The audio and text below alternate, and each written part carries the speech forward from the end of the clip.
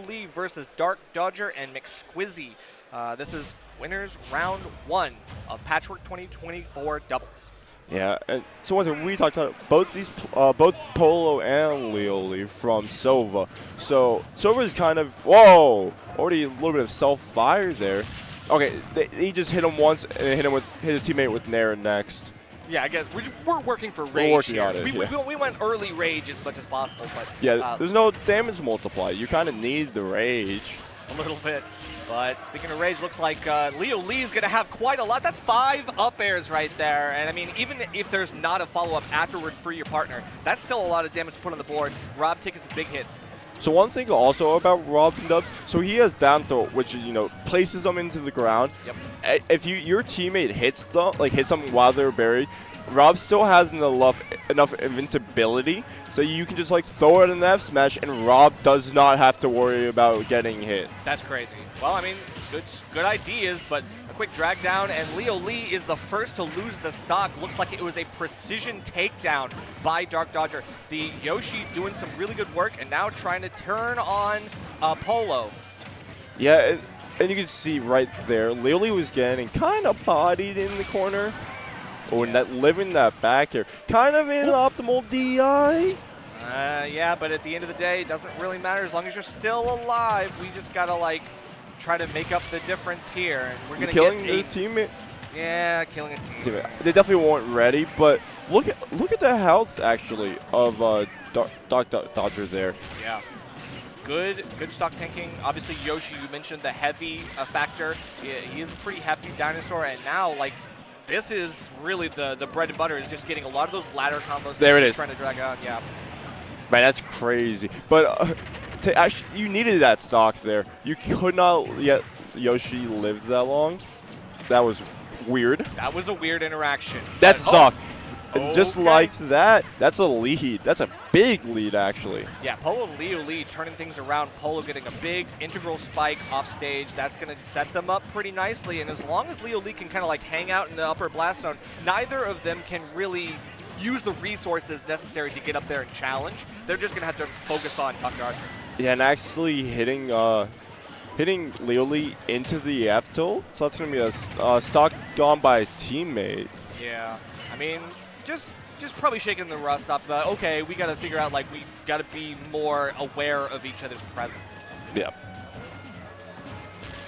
I know it's kind of against the whole thing. I was saying that's a lot of up airs. Another one. I was talking about how the danger of throwing out projectiles in a dubs environment. Right. But I think we just need to start throwing them out, even if it hits your teammate. That should be a punish.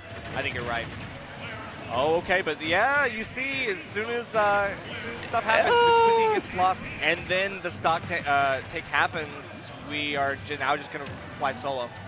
Yeah, but this could be pretty fast, honestly. If you can take this R.O.B stock, that's great, because this R.O.B, Zero Suit Wii Fit isn't great for Wii Fit. It's not undoable, but it's definitely challenging, especially when you're the one down in percent. It's true.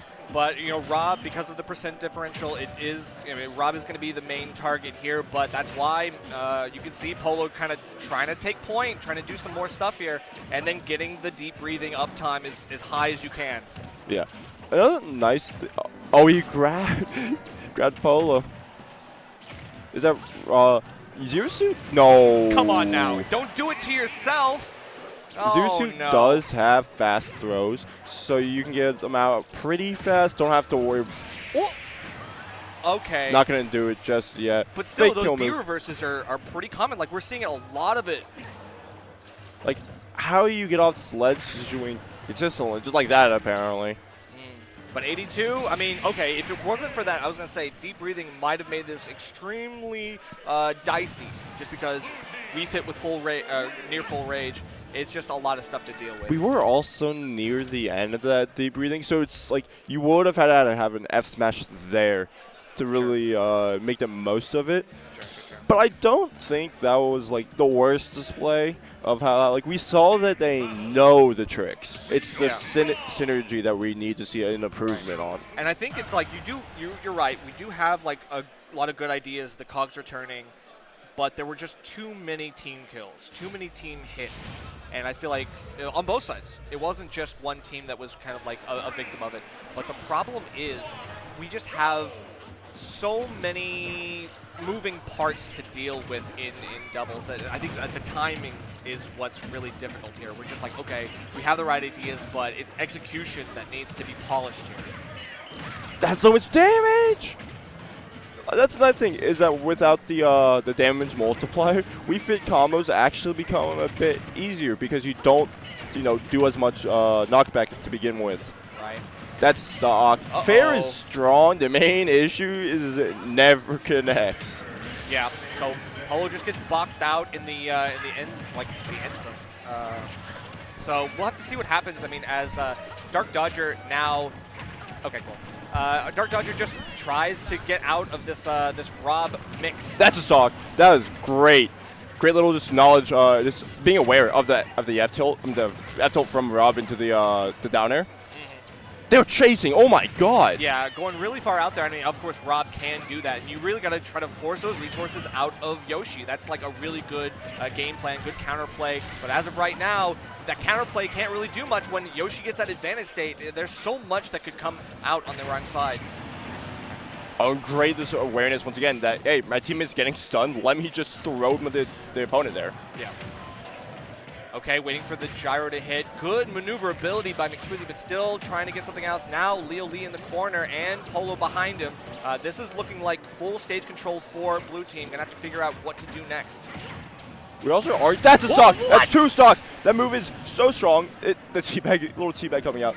We saw how long. Another thing about dubs is it's not talked enough about it in the game, but hitting someone, the amount of stun someone gets when they hit is insane. And you can see a lot of Wii Fit actually does do a bit more in some cases, but hit extensions. Right. Because we see with Waft, I guess Wario players will go for Waft on the bike, yeah. and they'll you walk into it, it's like, oh, I should be able to neutral get up into it, and it's like, no, actually you had 50 billion seconds you couldn't do anything. Yeah, having deep breathing characteristics really just allows you to have those huge hit extensions so you can get a 2-for-1 deal. Those things are allowed to happen. And look at the complete reversal that we have. Even though leolee is still high percent at 3 stocks, other than the last time Polo lost the stock, it was like a 5-2 lead in stocks. So it's like blue team seriously needs to figure out how to bring this back from the brink.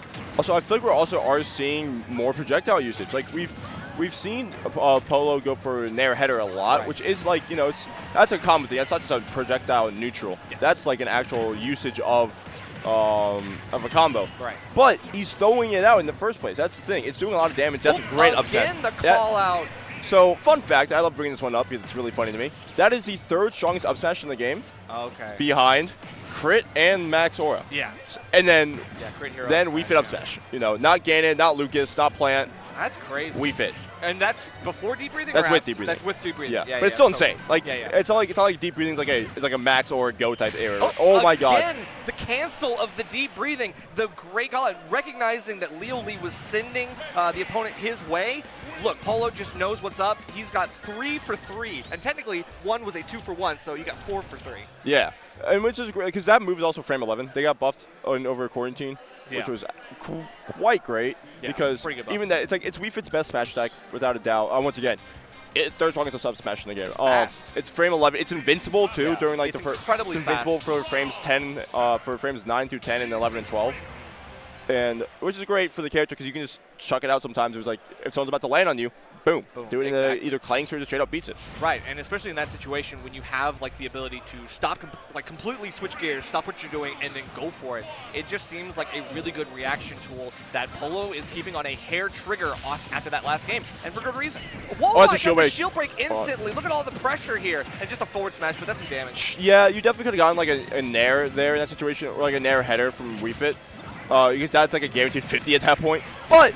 It's doubles. Something's always happening, so you can't bank on your teammate being able to be aware in that situation. So sometimes it's best to just get your. That's a stock. That's a bear. Just to take your damage when you can take it. And that's the kind of thing, you were talking about it in the last game, but like, yeah, you see a lot of bread and butters, like things that are pretty basic stuff, but they work really well in doubles because there's so much going on. Yeah. So those bread and butters are the most reliable things that you can use in your own toolkit, but it is also something that the opponent isn't always ready for the simple stuff. 2 for but 2? With the second steal break in the game, this is definitely a different kind of game 3 if I've ever seen one. Trying to get the snipe with the egg, unable to get anything, and Deep Breathing is back on board. Man, this is a nice, comfy lead you got going on right now. Oh, wow, too far away for the down smash to really connect in time for the boost kick.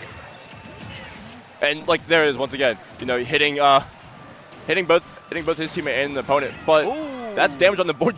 Trying to outrun a son. Well, yeah, he was trying. So he was trying to catch leolee with that one, but unfortunately, Squeeze just got caught up in that too. Oh, he's dead. No jump there. Oh no. But no.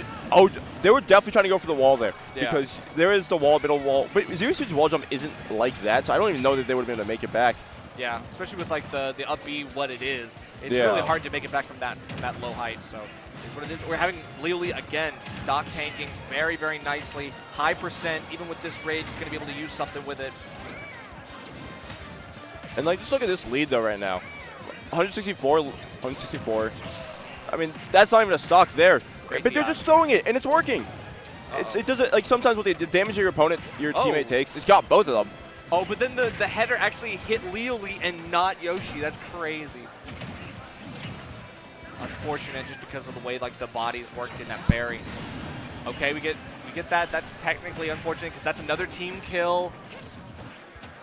Yeah, but this is tough because this, potentially could have gotten the down throw if you can get up in time, right?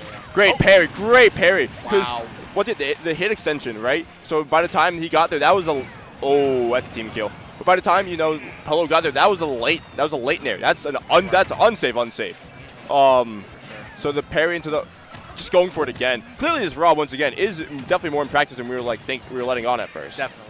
And the rust is already shaking off this bot, and it's dead. We've got this. Yeah, no way to get back. The double jump expended, and there you go. It looks like Polo and leolee clean up after a kind of competitive game 1. It feels like they really brought things home. Incredibly strong starts in both games 2 and 3. Yeah. What was conversion up smash rate, we think, for Polo? Oh, I saw like see 2 miss. miss. I saw 2 miss. Okay. Like one on a tech read, the other just on a what if I do it situation. just But that's a Hail like Mary, what 6 or 7 for 9. Like that's like 6 or 7 for 8 or 9. Like it's pretty good. You know, when they connect, they kill. Yeah. Because they are powered by deep breathing. Was able to keep deep breathing on most of the games. I really felt like it was a great time to disengage and then just go for the deep breathing and then just go right back into the fight. And it really didn't feel like he was leaving leolee out to dry in those situations. He was just going out so quickly that the other team couldn't react in time. You saw a couple eggs that were thrown to try to beat out the deep breathing activation, but just didn't end up working. But let's we're talk gonna do. Let's talk about KML. Yeah. You see these little stickers right here? I think you Ad have one read. right next to you. Oh, well, I guess we're going to not looking at those now. Shout out to KML Tournaments, the premier Smash production crew out of the DMV. If you don't know, that doesn't stand for the entirety of DC, Maryland, Virginia. Yes. It is the metro area. I just need this to be known. This is irritating me. But these are the group of people, even if like you are like in outside the area, they will go there. They will go there and they will make your production great. They're the team behind this. They're KML Tournaments on all the socials, which you can see underneath their logo right there. And you can contact them at kmltournaments@gmail.com, which is also right at the bottom of the screen right there. Yeah, for sure. I mean, KML is definitely a paragon of the scene now. Has learned from the best, has become one of the best himself. I can't speak enough praises about the guy. And he's, the source of the stream that you are all enjoying right now, so make sure to give some love to KML. Like, we've worked with him. We've both worked with him countless times. Yeah, years like, now. He did Nick at Night, which is a big one. Works For with me. Xanadu, Works with like Xanadu. Does the Xanadu one slightly big, extra big. credit. Supernova. Yes. Now, officially now Supernova, but before he was working on it for the last 2 years when it was formerly known as SmashCon. Working with some of the best production people in the business, and of course, like taking all of their knowledge, taking all of their advice, and then putting it to good use, and really creating something for himself that is independent of everyone else. And it's something that he has like built up from the ground. He's been doing this since he was like 15 too. Yeah, it's crazy. He's younger than both of us, which is insane because I feel like I'm more on the younger side of the scene. Smash has no shortage of prodigies. Yes. But, I mean, usually we expect that on the sticks.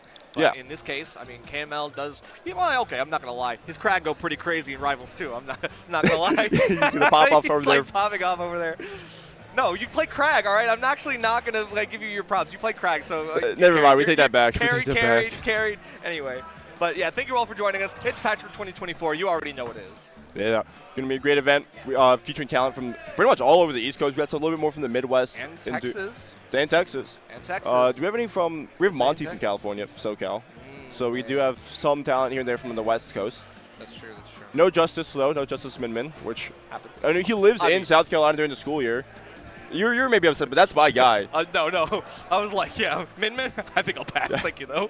I appreciate the. I appreciate hey, that. you weren't there when he beat the Buzz at LMBM. Okay, well, you know that's cringe versus cringe. It's a garbage versus a trash can. Who cares at that point? Exactly. At that point, I'm like, they can both lose. I'll be happy. Anyway, let's see what we got next up. We got Cam Steele. Cam. We got Cam Steele, which means I believe this is the other side of the bracket. So give me a second and let me pull up. No. This is the other pool. Is that Wuki? That's double Wii Fit. Oh, double Wii Fit. That sounds we can see kinda the left there, the nasty. left's chunky, and if I believe that is Wuki on the right. I don't think I like that. It is chunky Wuki. Jeez. Hi guys. All right, well, Chunky, at least I know, is a Carolina's. They're both PR'd in South Carolina for Wii Fit. But we do, on the other side, have Cam Steele. I'm unfamiliar with his teammate, actually. But it's going to be Fox Diddy, which, Cam, Fox, Bayo, but... OctaviousRex. Who's it? OctaviousRex. OctaviousRex. Oh, I've seen that name around. Yeah. So, Chunky Wuki, we've got the double Wii Fit smorgasbord here. We're getting more and more Wii Fit for you on screen, so I hope you like it. And OctaviousRex, Cam Steele, this is looking like the Fox Diddy Kong, actually an interesting blast from the past, because this is like kind of a crazy Brawl Doubles team. This feels like Brawl and Smash 4, right? Yeah. Both these, because, Brawl, Smash 4, Diddy, and Fox were not fair characters. Right. And Wow. they were just throwing stuff around. They are literally just going into, leaning into the chaos of doubles, and I appreciate that. So I was talking earlier how a lot of these characters that have these lingering projectiles that kind of just around a lot. The main issue is you can hit a lot of your teammates and just just with random hitboxes.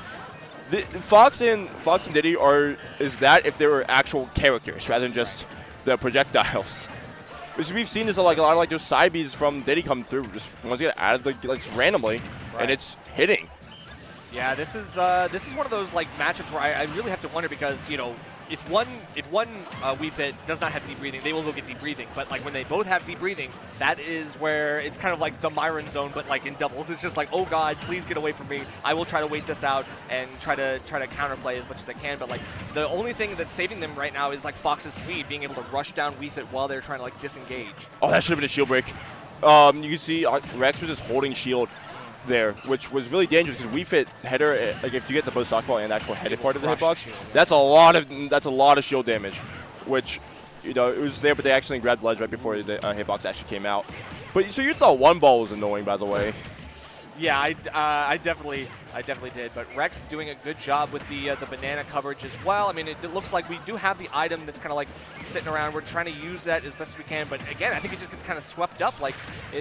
The game plan just isn't always there, because it's you can't guarantee any of these stuff. Otherwise, you pull the banana, you could die for it like that. Yeah.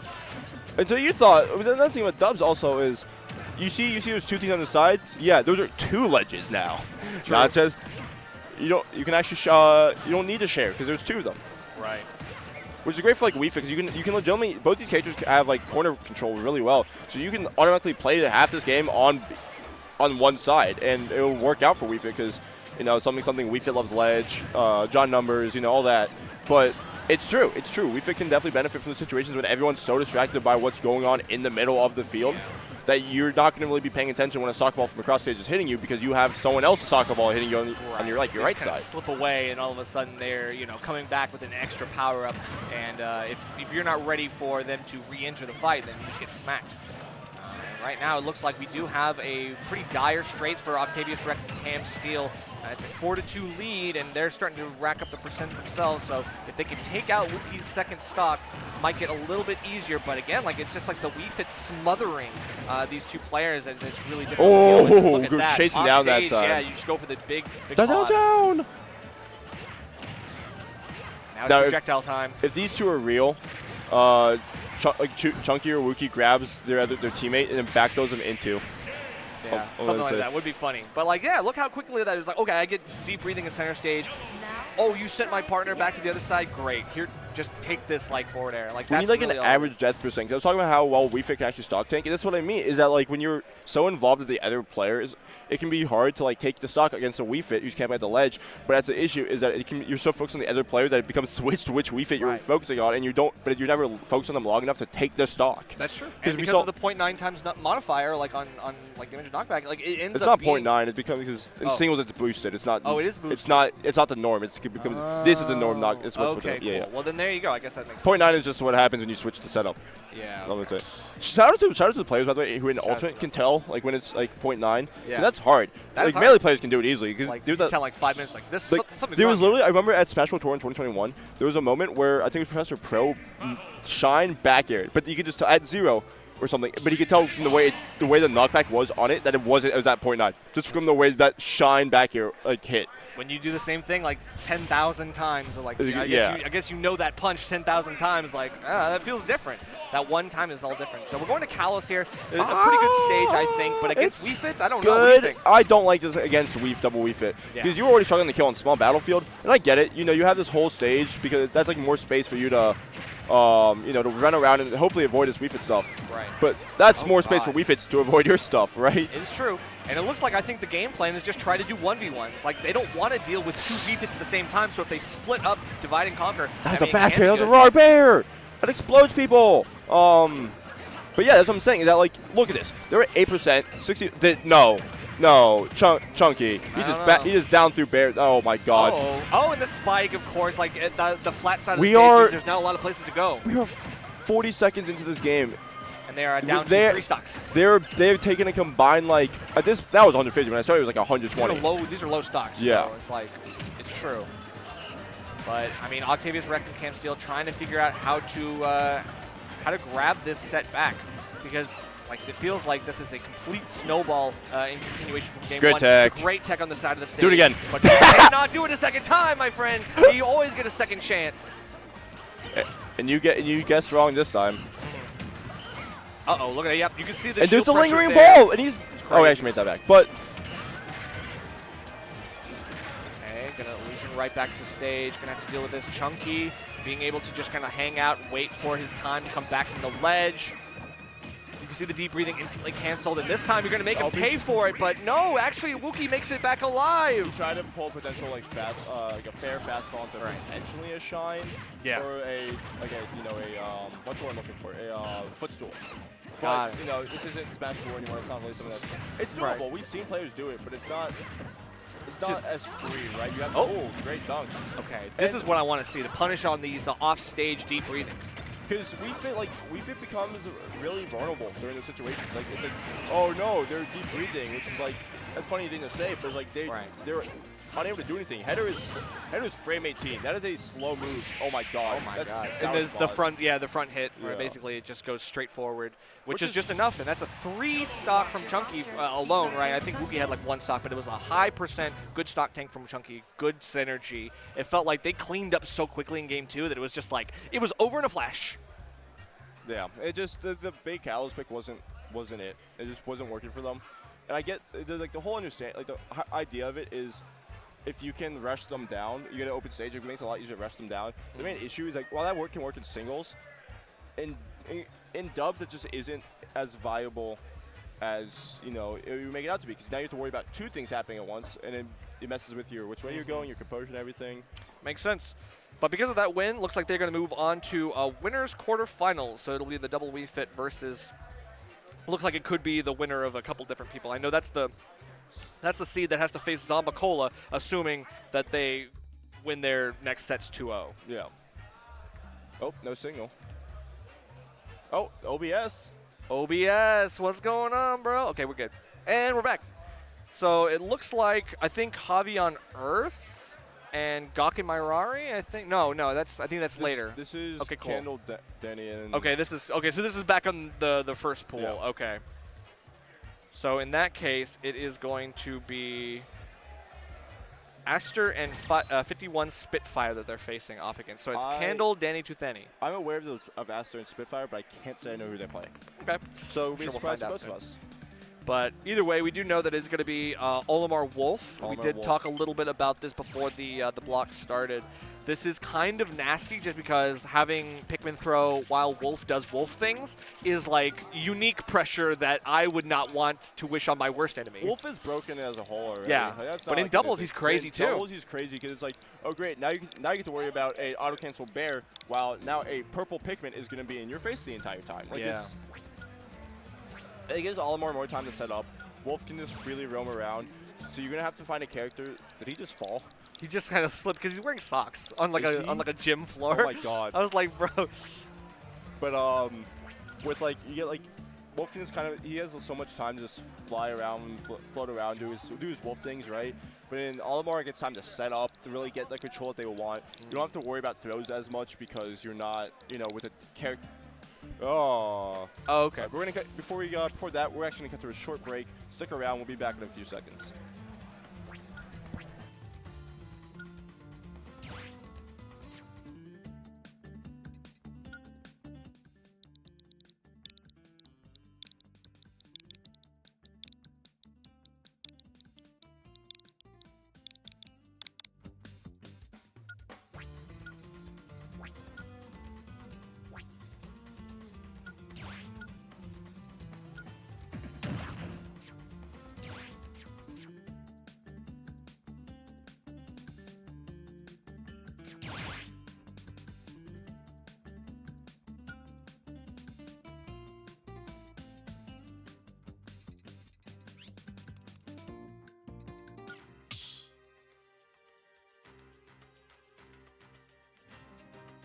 Start the battle! Team battle!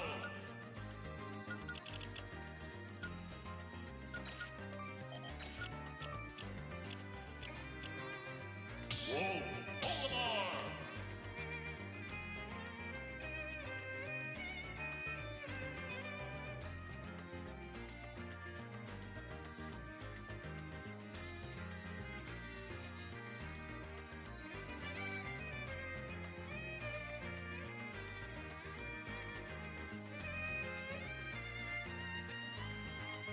Sorry, technical difficulties, but we're back. We still got the same set that we were talking about. We got Danny and Candle, aka 34, versus Aster and 51 Spitfire. It's going to be a banger of a double set, and it looks like, okay, yeah. This is actually, okay. That's a nasty setup. That's a nasty setup. I don't like that. So we were talking earlier about how heavies are kind of nasty in decks. Yeah. Due to the fact that you get the benefits of being hitting hard, doing a lot of damage. There's the negatives of, you can't really get focused as much as you usually do. Well, you can choose as a team choose to focus on you, which is not what you do at that point. But it's a lot hard. It's a lot easier to get out of disadvantage, surprisingly, because your teammate can help back you up in situations where it's like, oh, he's edge guarding me. It's like, nope, it's true. You thought you were edge guarding. Like, now just kidding. Here's a character that's edge guard proof, basically, yeah. I mean, it's true. And because, you have a really, really strong combo character in Palutena combined with a heavy who can basically combo out of your combo, like, Palutena already has enough combo finishers by herself, but when you add Diddy's heavy hits into the mix, things get really crazy. Oh. Wow. Oh, so another thing, though, is that if we ever get to a situation where Diddy's playing with against another heavy, right? Because so Diddy's neutral V is reliant on the star that comes out of it, right? You throw them out, right? It becomes an actual projectile, yeah. But it becomes notably stronger the heavier the opponent is, and the person in the star is. Yeah. So like if you for instance, I'm just gonna use a pretty extravagant example here. If you use like Bowser, shoot at Bowser, that kills players at like 60. Yeah. And it will shield break you, try keeping it open. It becomes strong, and like granted, none of these characters actually weigh a significant amount where I think they will come to play like that.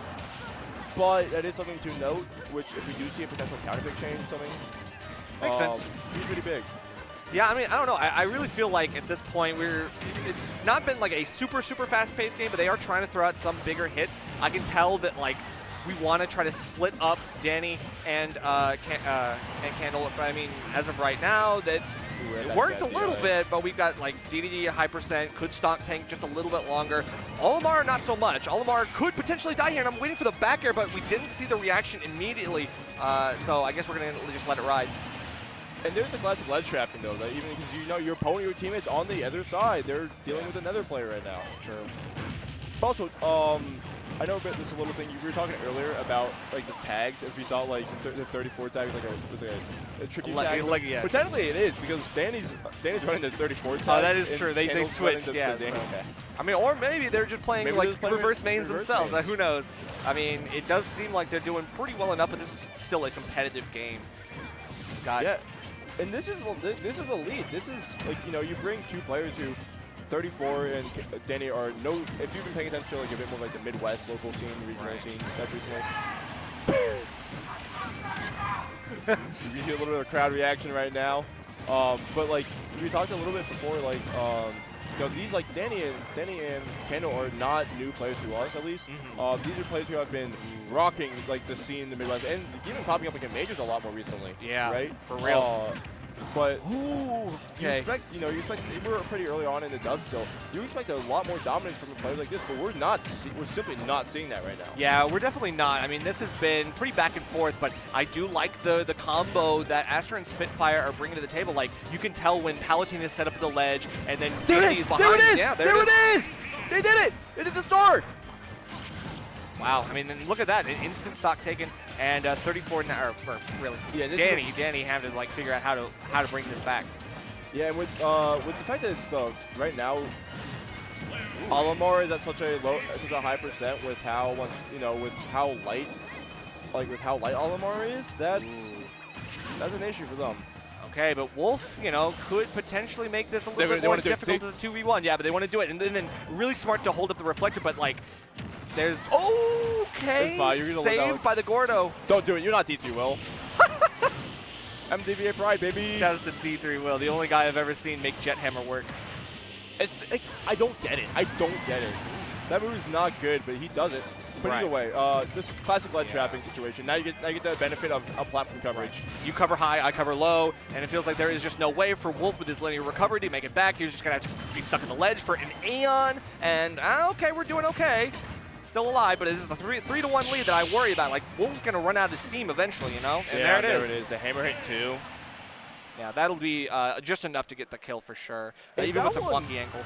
That one didn't even feel like, it was just like they clutched it out type thing. They got like a lucky start. They were simply just playing better that entire first start. Good synergy, good combos. Like, you could tell, like, when they were able to isolate, they did well in their 1v1s, but when it was the 2v2s, when, like, you have both red team off stage and blue team is sitting there on the ledge, like, doing Palutena and Dedede things in combination, so difficult to get back. Yeah. Like, Olimar is the kind of character that can stall if you reduce your load. Like, okay, throw away your Pikmin and, like, kind of stall a little bit with, like, the floaty up B. But eventually, it's just, like, you don't have that much time. Palutena has the teleport. You don't have a lot of time to, like, mess around off stage. Like, you got to expedite. Yeah, I didn't hear, like, a stage change, so I could just be wrong. But I did. Apparently, I am just deaf. Okay. Hello. So this means lots of kills at the top. Well, I mean, it's the same. It's the same last one height. Yeah, I think this one is slightly lower. No, it's like if it is, it's like by 0.2 or something. Yeah. It's so stupid because you would imagine because PS2 looks super tall, but it is the exact same as like FD. And wait, it's actually bad. I don't think you have a jump. Did you? No, you're just choosing to play the neutral there, try to deal with Danny in the corner. You're right. But I actually think Danny's positioning there was great. Cover that low area so they can't get past you, and it makes it a lot easier for Big Four to get back because they're like Olimar's a character that can recover, right? And if you're good, most like Olimar players know how to recover, but like he can definitely. It's more like on a linear sense where he's not like there's no hitbox on his up B. Yeah. It's pretty consistently like it's like pretty consistent speed to an extent. That's a stop. Wow. He jumped to Wolf Bear. Yeah. That's a great early up B from early up B there. I think that's who's that? Is that Aster or Spitfire? I cannot tell. Yeah, I have Fortnite Battle Pass, man. I'm sorry, it's really hard to tell right now. Like yeah. But we're going to go for the Jet Hammer. That's a lot of pressure, but look at that. Didn't pop the shield or anything, and Candle's just hanging out, waiting for the next opportunity. But this time we take the Jet Hammer because of the extension of the Pikmin, yeah. Well, it also hit the Gordo. Oh, it hit the Gordo on the way see, there. I see, yeah. Okay, and wow, okay, gets the Gordo hit into grab forward throw. Nice little combo. And on the other side, you can see Candle trying to give himself some insurance to try to beat back Palutena's edge guards, but no dice. Looks like the F tilt is going to take the stock. So I think it's also going to be dependent on if, right now, if they can take Danny's stock before Palu loses theirs. Right. Because, like, granted, I imagine no matter what happens, we're going to see Palu lose a stock. Like, whoever loses their stock first is going to, the other one's going to lose it soon as well, right? But it's just going to be a bit easier to deal with, you know, as opposed to the other. Right. Because look how much damage, though, right now we're seeing Dedede take.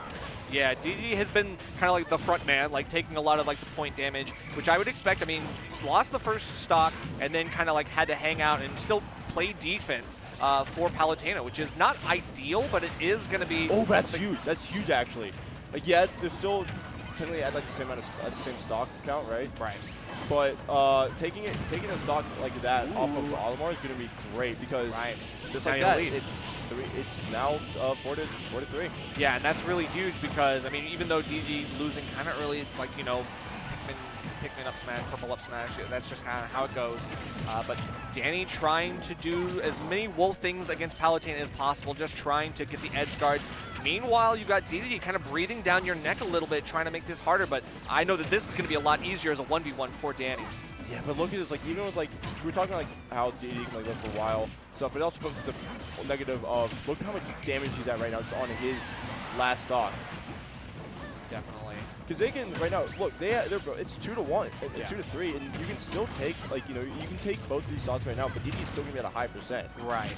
But if you can kill Wolf early, this could go right back to even. As long as Dedede stays alive and plays a little bit more conservatively on the last stock, because there is no potential for a restock. Gonna have to do something else here. Up smash from the from Wolf. It's gonna be the Hail Mary, and that's huge. That's actually huge. They can definitely take an early stock of Danny. Wolf's a character that isn't like the heaviest. They're not like light, right? But they can definitely live for quite a while. They can definitely die soon. And that's going to be big if they can manage to take this right now. Wow. Yeah, I don't know about that forward smash. I think it was a little bit optimistic. Going to have to take some damage because of it. Stay on the ledge for a little bit and wait it out. But there goes Diddy off the top, and now it's going to be the 1v2. Can Palutena do it? I think possibly. I think Palutena is a character that can do that. I'm going to be honest. I think if there's a character you want here, it's going to be the Palu over the Dedede. You got to just use your back air, use dash attack. Well, maybe not dash attack, but back air especially because it's got that iframe move. You want to be able to try to give yourself as much protection while you're being aggressive as possible. But that's not giving yourself protection while you're being aggressive. Another forward smash, and the teleport here going to get caught right by the Pikmin. There you go, Olimar doing Olimar things. Yeah, that yellow Pikmin is dangerous on that ledge because it lasts forever. And the fact that, because like Pikmin will follow like gravity, right? Like if they're off stage, they're going to go low. But you added the fact that it's a yellow, which lasts for a while, and has this bigger hitboxes. Good It didn't even need to go off stage there. It just straight up will hit at the ledge because of how big it is. Exactly.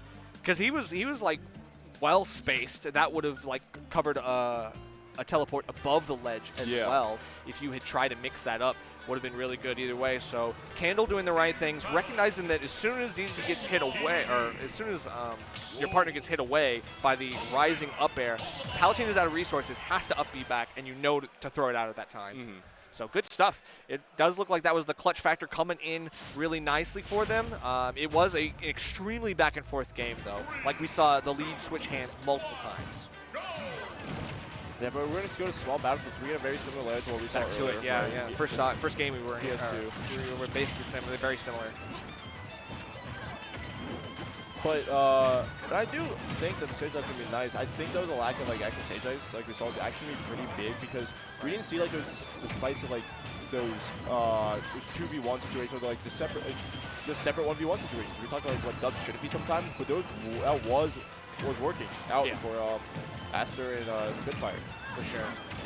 And again, like they're trying to isolate. They're trying to split up Yellow Team, and it has been good enough so far. They're keeping their percents super healthy.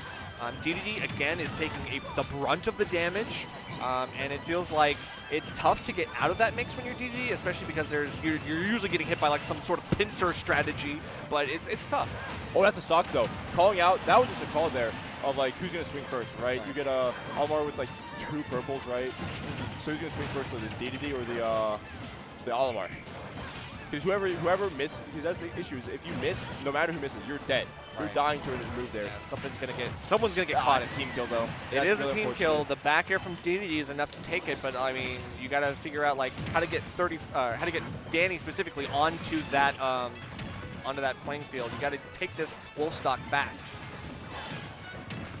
Oh, but the grab missed there.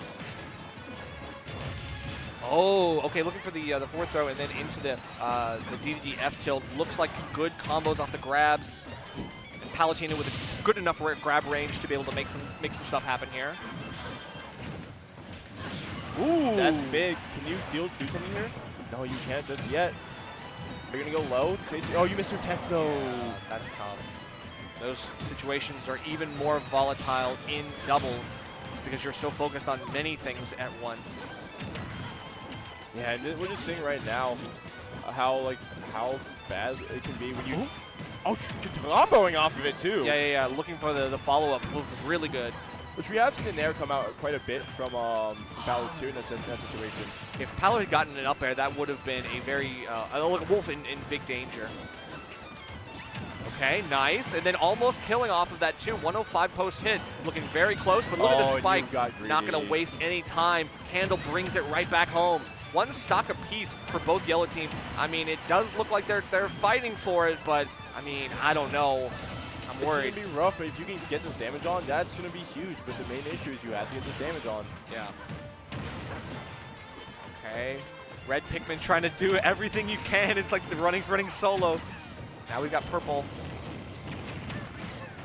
If you took that stock, and this can actually be big. If you can take this Olimar stock soon, that's gonna be really big advantage right there. Especially if you have a Rage Diddy, you can have a Palu there with the playing as the front man. Right. Definitely true. Gonna get a back throw. Okay, yeah, okay, I like it. 34 doing the right setups, and it looks like Danny's picking up on what he's putting down. Get some damage, passive damage, Pikmin damage on Palutena. Still trying to figure something else out. Danny just like bobbing and weaving, like just switching targets so rapidly. Yeah, and just like that though, you got Beta there to swing, and should be able to make it back, but you're gonna get hit by a lingering hitbox from Olimar there. Yeah, Olimar has plenty of options to really catch a teleport with no hitbox on it. And then, we almost get the up air follow-up. I like the idea, but it's just going to fall short this time, but we get plenty more chances. 140, that doesn't even matter. We don't even need a follow-up after that. That's 140. Yeah, that was good. I mean, we saw moments there that Spitfire and Aster clearly knowing what can work with a double synergy like that. Right. But we just saw at the end, the lack of finishing was a big thing. They just couldn't, they were dying really early just because of the consistency of Olimar and Wolf's kill power, which as a characters, those two may suffer with consistency, but together they don't, because there's no struggle to kill there. I actually just love that kill screen with like the two purple Pikmin like stanced up like right in front, like, yo, what's up? Like, that's crazy because, I mean, having the blue with the two purples, that is optimal in singles, and it's truly optimal in doubles as well, because you do have the constant threat of that grab lingering behind every big hit that you're throwing out too. It's pretty crazy, but I mean, you know what else is crazy? Have you ever heard of Ace of Cards? Ace of Cards is one of those esports organizations that has really made a name for themselves. They do a lot of titles, including Smash, but you also have Mario Kart 8 Deluxe, Pokemon Unite, multiple different fighting games. And they're sponsoring players and events, and hopefully maybe some casters soon, you know what I'm saying? Well, yeah, for your sake. Yeah, for my sake. Shout out to Nevermore. Shout out to Nevermore Candle, by the way. For sure. But you can find them on their website at the bottom right of your screen, www.aceofcardsesports.com. You can also find them on their social media. And if you want to help them out, you can find them on Twitch, Twitter, and multiple other social medias, so you too can be the ace. Yeah, yes, sir. They do sponsor one of my friends, KB. Nice. Was formerly PR'd, kind of just has been school, kind of, so here and there if they decide to come to Xanadu.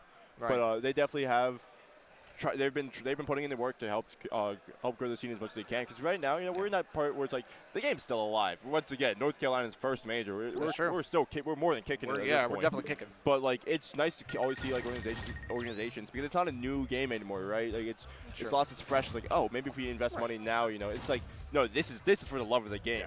And a lot of older guard have kind of like phased themselves out, so we need some like new people to carry the torch. You know, you need like a new guard constantly infusing new life into the scene. And I believe they are MDVA based as well. MDVA so based. you know, shout outs to MDVA. Pretty sure it's Anger who actually owns them. Anger, yeah. That's the head of Ace of Cards. So make sure you support them, support your local sponsors as well. So make sure we all gotta work together in this end game that is late game meta of Ultimate. So we gotta keep going until maybe something else happens later on down the line with another game, but until then, we're sticking with this. Or something. I don't know.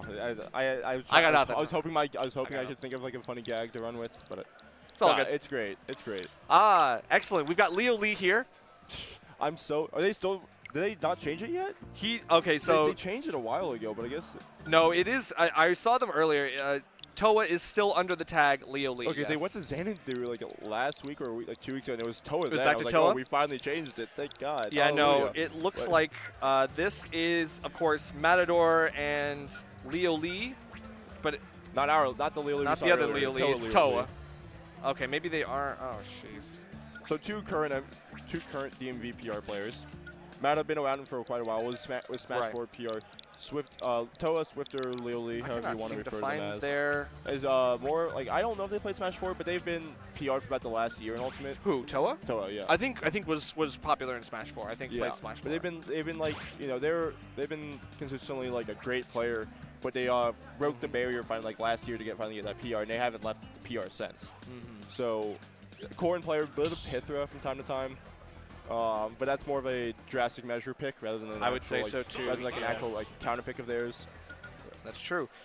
All right, please tell me. Okay, so we got Javi on Earth and GOCK and RARI. Okay, cool. So yeah, we got Fawn and we got Javi. So this is going to be a really interesting one. It's going to be Duck Hunt Villager, probably the cringiest and most annoying setup you could probably ever pick, except for the one that lolyoshi is picking probably. But this is the second most cringe combo that you could think of. But it's all good because Duck Hunt is one of those characters that is a niche pick in singles, but I think in doubles, obviously Fawn has incredible game sense, and we're going to see exactly what they're bringing to the table. I do think this character does suffer from the from like one of those like I was talking about Pichu earlier, how the character can kind of suffer due to the fact that Pichu's gameplay is more single player minded, which is like once again fine, but it's the fact that you're as Duck Hunt, you're also kind of in that area where you're not at least like Wii Fit, right? Is you're constantly moving and you can kill consistently. Duck Hunt can't do that. Doesn't have to. It has projectiles. It has projectiles. But that's the thing. Is like you can if you need to be like the lead man at times, you can. With Duck Hunt, you're kind of you don't get your setup to lead to like what you can be your consistent kill power. So it can be a bit of an issue if you can't get anything started because it's hard for you to run in there and help clear space as Duck Hunt. Duck Hunt also isn't particularly fast or heavy. Yeah, not really apparently. This is how early we saw Fawn die there, but. Yeah, it's gonna be a tough one. I think that there's enough like lingering projectiles for Duck Hunt that could just be set play that has to be dealt with by the other team, and including your partner, which I'll say is a double-edged sword. Yeah. Matador trying to just burst his way off the stage with a high bike, doing all right at it. Yeah, bites Towa, but then instantly gets like spit out and loses the stock afterwards. So looks like Javi and Fawn are starting to cook a little bit. First stock's lost on both sides. Yeah, but the other thing though that I was like thinking about with like Villager, right? Is Villager is a character that is also wants to throw all these loose projectiles out, which can be a bit of a hassle. And you can make it work, but also you have Pocket, which sounds like it doesn't sound like the greatest thing right now, especially when you're going with two characters that don't have access to projectiles like that. I guess so. I do know actually Villagers just get like their pockets nerfed when it's a teammate's projectile. Yeah. But could pocket the bike though. Could pocket the bike. Could pocket your own Lloyd. Having double Lloyd rocket in doubles, I think would be pretty nasty. Well, how do you get the double Lloyd rocket? There's no reflect. None of these games ever reflect. Oh, I guess so. Well, I mean, you have the But, I mean, you could also still like pocket you can still pocket your teammate one of your teammate's projectiles, and it won't do as much damage, but it will still be something you could throw out in like you get your access to the frame one can. Yeah. help get you. I guess also isn't Lloyd like frame 1 or something? I don't know. I think it's not active in the first couple frames. Like it's a momentum cancel, so it has to be like an early frame though. To, like It comes out really quick. Like the animation comes out really quickly, but it's the hitbox that activates later. So that's the big issue. But also, with duck hunt, is down B becomes less of a threat when you realize it. Because if you hit it, it like disables it, right? Right. But it also like there's a cooldown on it, and I know you can only hit it a certain amount of times, but every time you hit it, it resets the cooldown. Yeah, like look at he didn't even have time to like land on the ground before he was instantly hat off, dismayed, like in trouble. So it's hard to imagine where the gunman is going to kind of play into the long-term game plan for these two. But I mean, I guess we'll find out. Waft is charged, by the way, so we just need one good setup, and almost had it there. I'm surprised we didn't see it on the neutral get up. Matador could have just easily run back in and done something there, but we're just going to hang on to it for a little bit longer. But if you're Swifter, you definitely want to be the approacher there, because you much rather. Well, I guess no. Not at this point. Not at this point. We're definitely not at this point. Oh, back. Okay, interesting. Yeah, this is just. If you're Towa, you definitely want to get the one to go to get the grab here. The main issue is you can't be the one to commit to the grab. Ooh, I think Matador wanted to waft on the can, and that's like the extension. You know, if you don't want to do it on the bike, you have like a very explosive down B there you use. Ugh. Okay, frame 1 can really coming in clutch. I mean, you can tell Fawn doing the right things by trying to use that get off me tool as quickly as possible. Can you go down there and waft it? Like waft the, I know like a few Wario players will just go down and chase those characters sometimes. Right. They don't have like a hitbox coming up and just hit them with waft when they come up. Wow. Fawn playing incredibly defensively, super well right now. Just staying alive and still getting her licks in. Yeah, because what do you do? I mean, you're duck hunt. You kind of don't really have a choice. You can't be on the stage. It's getting occupied by a bike, by a Wario, by a Corrin. By Corrin spamming gigantic helicopter moves, yes. Like, okay. But it's actually going to be big. If you lose, Waft and you can manage to kill Towa. If you kill Towa, that's going to be an incredibly pivotal moment, but you just got to avoid the can. Towa trying to do the right things, but Matador not making things any easier for them. To bounce off, recognizes the active nature of that clay pigeon, and then gets right back into it as if he forgot. What's the bounce back on the can? There it is. There's the bounce back. Ooh, gunman coming in right as the pin kick happens. So you can see Towa gets stuffed out instantly. And now you get Fawn with like full stage control essentially. That should have been up. If Fawn was stuck in a position where they were just there, right? They're just on that platform. Oh, God. Oh, wait. Spike through it. That works. Runs them both down. Doesn't even wait for the guy to pull out his pistol and just runs them down. That is unfortunate for Fawn and Javi, but it is what it is. Game 1 is going to Matador and Towa, but that almost was a 2v1. Look at the percents on blue team. Yeah, I was also talking about the single player gameplay of Duck Hunt. At that point, that's a 1v2. That is a single player gameplay. And we saw how much Fawn was able to get their game plan going. When, I shouldn't say that. Anyway, what? No, it's something about motorcycles and dogs don't mix. Oh, like, something about that. A little. Like that should do extra damage to Duck Hunt dog. It's like the PT. It's like the PT thing in Brawl, which is like, but it's specifically Duck Hunt takes more damage from minecart and bike. Exactly, right. Not the hit and run on the puppy. Oh, but here we go. PS2 Game 2. Javi and Fawn obviously had a chance to bring that first game back. So if they start off stronger with this next one, it's just it doesn't look like it. Matador and Towa are trying to get these wombo combos started early. Also, Matador, we're talking about how Matador's been around for a while. This is a certified dubs player. Yeah, he loves dubs. He loves dubs. This is probably his favorite event. He will throw $50 pop bonuses in for like 12 people locals if it means that people will come for dubs. Yeah, and it works. People are tempted. Awesome. People are tempted by the money, and doubles is fun by itself. So, you know, Matador, he's a true doubles champion, but right now he's going to have to back up when he's talking because so Great far, there. good call-outs. Villager falling first stock, first blood. But we're just gonna see right now both these. If you're Fawn and Javi, you're definitely taking this time to. You can't really fully rest right now because you're just constantly taking damage. You're getting chipped right now. Right. And that's like, that'd be fine if the game was tied, but it's not. You're getting Right. chip damage with a game that's not exactly. Did I just hit that back? Oh, no. Angled up too. That was That's great. crazy. Yeah, it looked like either can like hit the wall and then like and bounced off, or it was like the hit actually sent it away. I think it was down smash. Yeah, he down smashed, he went under it, and Towa angled it up. So it just straight up avoided Wario too. Crazy. Good counterplay right now, but you can tell like Javi's just trying to do like as much like non-committal villager things as possible, trying to get like a couple things. I see the axe coming out, but yeah, it's a lot of slingshot and hoping that Fawn will take point woman. Yeah, it is. It's really just rough right now because you're talking about you can't really commit too much as both these characters, which are very heavily on commitment camping. With Tree sitting menacingly in the corner, it's going to make things harder. But we extend through that that tree, and it's going to make it harder for Javi to even stay alive. Towa gets a big read. Oh, Ooh! Look at the extension! That was like there forever! What the heck was that? That move has a lot That of lasted like 6 years. a lot of shield stun. Okay, Matador maneuvering past the can with the great Wario air drift. And look at that, Fawn trying to get a spike, but Towa's right behind protecting his teammate. Can't do anything about that. Yeah, the drift going to be able to lead you right into the can, waiting inevitably. Fawn, great placement on that can. Oh, that's in such an Skadoosh. insane combo. But look at that, you lose that stock while jumping up. Yeah. You lose your stock, and you take your teammates. But Fawn's at 86. Yeah. Fawn is not in any position to be like, oh yeah, you can cleanly take that. So Right. Ooh, and then the swing into your collateral teammate. hitbox on it Exactly. too. Like, Love that.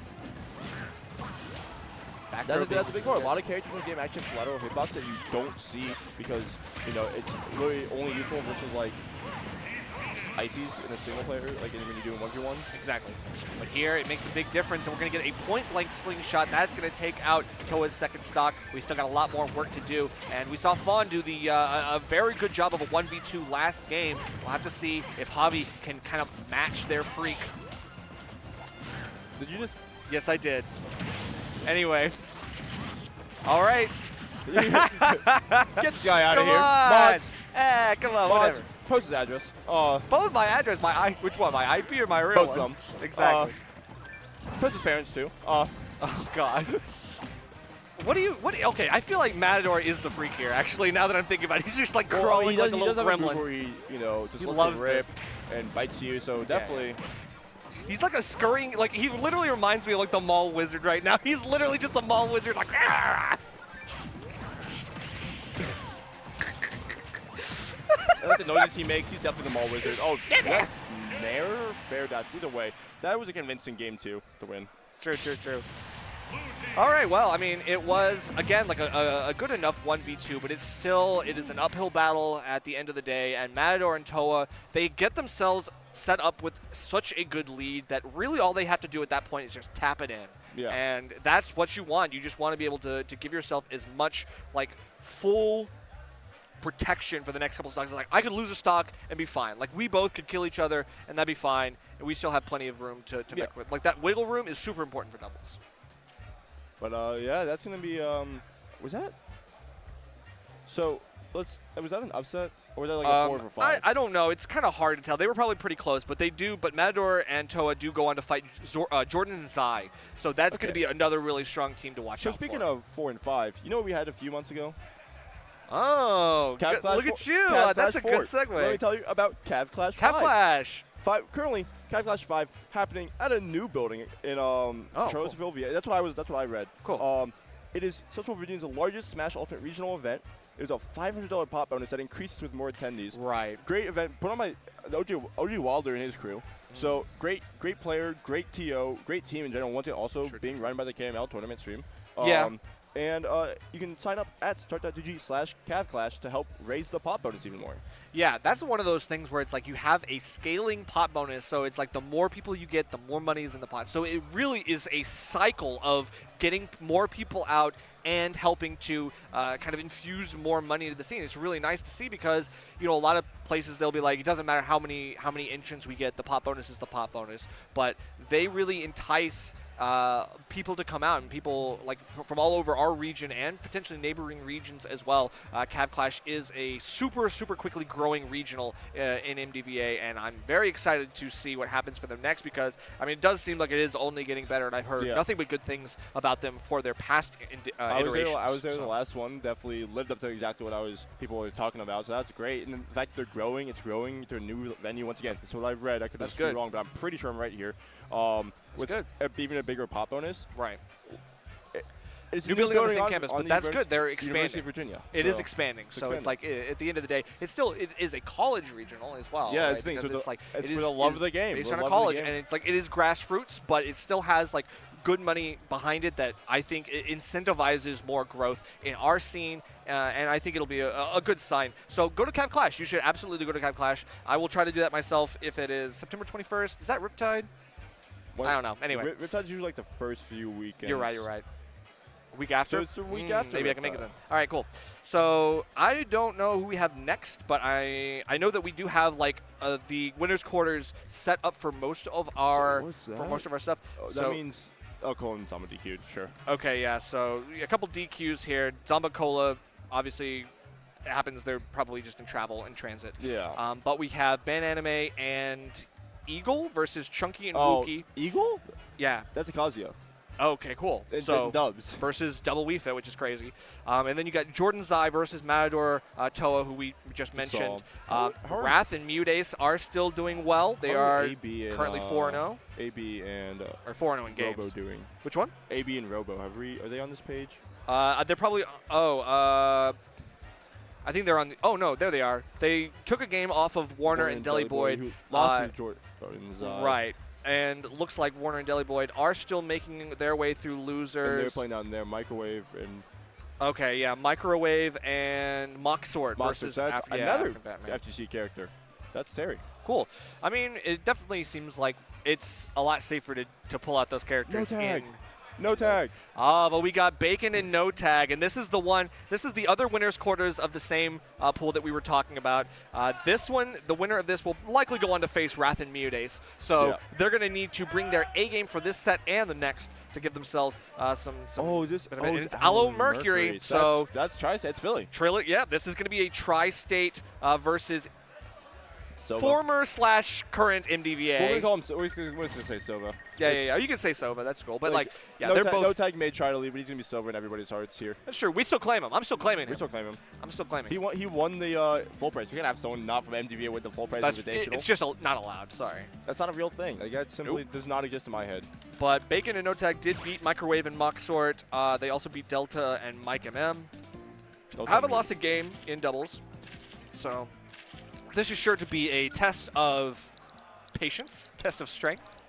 Yeah, and this is also like, so we know NoTag and Bacon are, that's like the dubs team right now. Now with like a lot of like MDVA's older guard, like those static teams just like dispersing because of the like a lot of old guard disappearing as well. Sure. But NoTag and Bacon, they're like that's like the dubs team in MDVA now. That is true, and they're both playing. Mario and Dr. Mario. Yeah. Mario characters. And I know that Bacon actually has been practicing his regular Mario. Yeah. So he actually has been bringing that out, not in doubles, but also in singles. Yeah, so it's he definitely is more than familiar with what Mario can do. For sure. And I think the synergy between Doc and Mario are really interesting because Mario can do a lot of stuff off of Pill, which is super important. And Dr. Mario has like incredible kill moves that could be used out of any of regular Mario's combos. Like he's got great ladders, and then all of a sudden come right back in with a Doc forward air. Things get kind of nasty. You get access also to like a lot of the ping pong combos.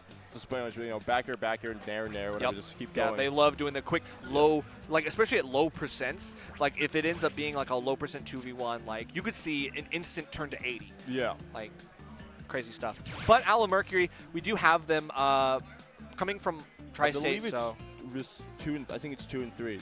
Just as of yesterday, I think they released a PR yesterday. Okay, cool. Which I think it Juice is in the 1, and I think it's Aloe 2 and Mercury 3. Cool. Well, good for them. I mean, now new victories on the PR are going to have to bring that that strength of that A game to doubles as well. I know that we have seen Mercury playing quite a lot of with the Joker. So. Joker, yeah. Which is kind of just a weird like dubs character, Joker as a whole, because you are a combo-based character. Like that's just what you are in like singles. But here you're definitely gonna be more of the enforcer, I guess, with Zelda being Zelda. Yeah, that's true. Zelda's going to play the range game, yeah. And just like that, literally, they're Run behind. Zelda was in the front, just jumps back, and then It's like, all right, Mercury just I'll be runs back in. here. You go, my son. Hold down the neutral. Yeah. And then you bring in your other son, the The Phantom, son, to hold down the neutral. Your son's hat, man. Oh, Bacon with the Bacon magnet knows- hands, Bacon knows almost that like match, testing the yeah. limits of this up B. I'm serious. I thought he was dead too. I thought he would Then I just saw the die. down B match, like, oh, never, we're chilling. Okay. And NoTag instantly getting Joker But out of you- there and going for Zelda. Knowing that like his teammate needed that help. Yeah. It's true. The stall from NoTag there with the side piece. And waiting out the Phantom too. No platforms right now, so we get another There's the collateral collateral hitbox. damage. You know, it's like you got to worry about that. That back throw is going to be really integral as NoTag gets his grabs. He's very big on the grab game, so you know that Mario is one of those characters that can get a lot out of those. Oh, you get the actually sent Jeez. back out there. That was That's really crazy. good. Nice, yeah. Just calling out the regrab there. Kind of just jump back into it, get that fair. Can't tech that at that point. Right. You got to remember, even in doubles, regrabs are not safe. NoTag and Bacon are well versed in this game enough that they will be ready to take every advantage they can get, and you're just giving it to them on a silver platter. Yeah, and I will say something that I just accidentally hitting his own teammate there. Ooh, Bacon with a drops her on the platform, and it was a tech situation, so the roll means that she dies. And that's an early stock too, because that was Aloe who lost the first stock to that bear, right? Yeah. So that's Oh God! Oh my God! Like instantly had to back out of there. Ooh. Did not want to be around with that. Also great tag from NoTag there. Yep. And this we're really seeing the dubs there, like the knowledge of like, oh, I'm gonna have to like, no one knows tech there unless you've been there before, right? Right. Okay, hit while you're trying to get to the Rebels guard. I understand, like, you can try to cheese something, try to get a little bit of extra Arsene bar, but Bacon is going to give that to you based just on damage alone. You're going to get it. Back throw, that is going to kill, actually. Town steady. I do like this from Aloe. Oh, that's unfortunate. Boost into your teammates. Yep. I mean, to your teammates' demise. Ooh, you see the air dodge, though. No punish on it. NoTag skates by. And great coverage there from NoTag too, just realizing that, oh, if I let my teammates stay out of here, they're going to. Oh, that's no, actually messing up it. You're fine. You're Zelda, right? Like, Wow. not fine there. Wow. Like the mash out of the grabs, like you can tell, like NoTag just kind of holding on a little bit too long, but it doesn't matter because those instant breakouts, they don't do anything. They're just a reset. Yeah, certified mashers, if you will. Yeah. Yeah, that back Okay, there. yep. That's also, that move has so much invincibility, right? So it's out for longer. So it's gonna have longer invincibility, which is also, even if it doesn't hit like the opponent there when they're like trying to save, You're free their to throw teammate, it out. It's gonna give them enough invincibility that if they try to like punish you for that, you could mess their combo up, right? But also, Bacon is on his last stock, and NoTag has been on his ledge for a long time now. Yeah. So yes, this is like a very they're still in like winning here. But NoTag's, I mean, Bacon should have probably honestly died off that interaction. Jeez. Mercury saw a little bit of the blood in the water, tried to beeline for Bacon, but unfortunately it was not going to work out, and now rolls into NoTag. I don't get that match. You fast fell fair as dog, and you didn't die for it. Guess not. Again, like Bacon making these recoveries seem more possible than impossible, but a back throw is definitely going to send him off stage. It's going to be really tough. Could have been something a bit more from NoTag, but yeah, where's the focus on Bacon? Like they send him off stage, but then they don't go in for the kill. They just try to take out NoTag. But also Bacon is playing here. Yeah. He should be like, it's like normally like, oh, that guy is the defense guy. Wow! Oh, but he took it. That's gonna be sniped! huge because Mario doesn't struggle to kill per se, right? But Right. Bacon, Doc is definitely like the killer of between like Mario. Oh! Crazy cape right there. That's just crazy. No, actually in Southpaw there. Okay, and then trying to just get some cheese here, but yeah, It's just like that. Dash though, attack gonna 'cause carry You it. couldn't kill. You couldn't kill. Yeah, really good coverage there from both players and blue team. NoTag doing the right thing, the wall jump on like the little part of the stage, like it felt like because it hit. was a master. Hold on, Kyle, go back by a frame. Go back by a frame. Can we One frame. But Ah! look, so it's because Mercury. So yeah, it's fine. Keep it running. It's because here, like the cape, whatever. Keep going. Keep going.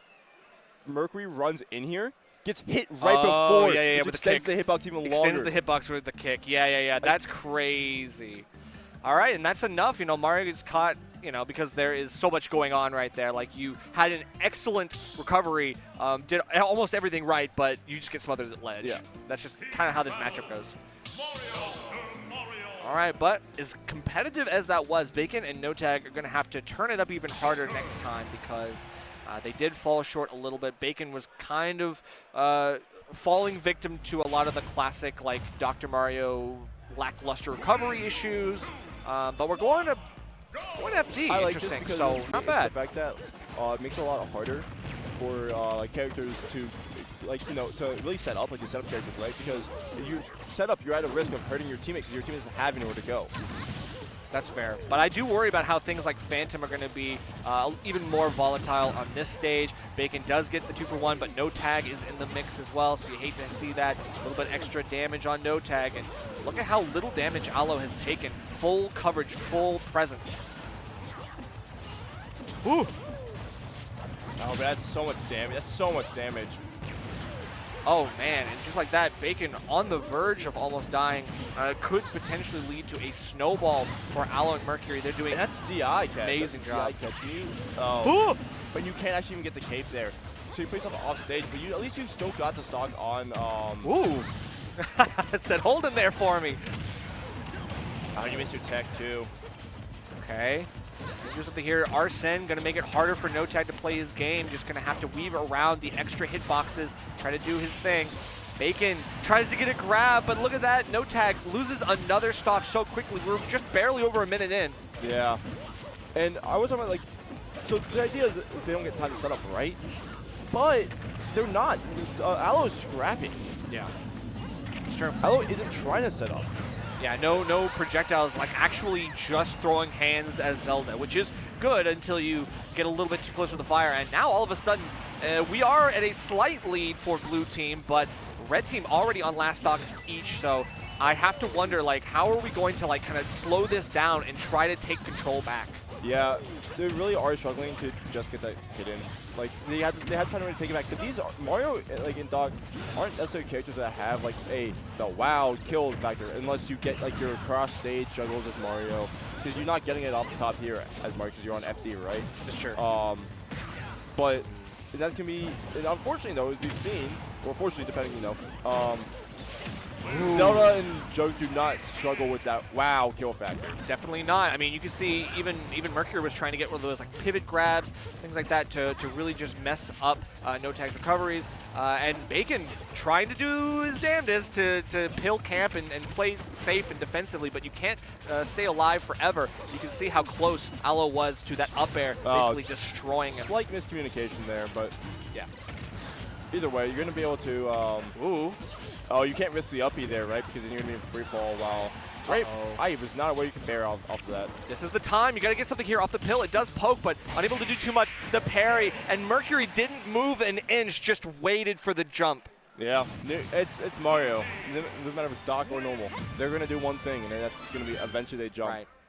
Yeah, the short hop out kind of, it looked like a reaction from Bacon. Was like, okay, I recognize, like, what Mercury wants here. I got to get out of dodge. It was too late. By then, the rear back had already happened, and Mercury was able to find their mark true. So good stuff to them. That's going to be a 2-0 over Bacon and NoTag, and they will be the ones to go on to potentially face Wrath and MuteAce, assuming that Rocky and Justin24 do not send them packing. Yeah, yeah. And who we have up here?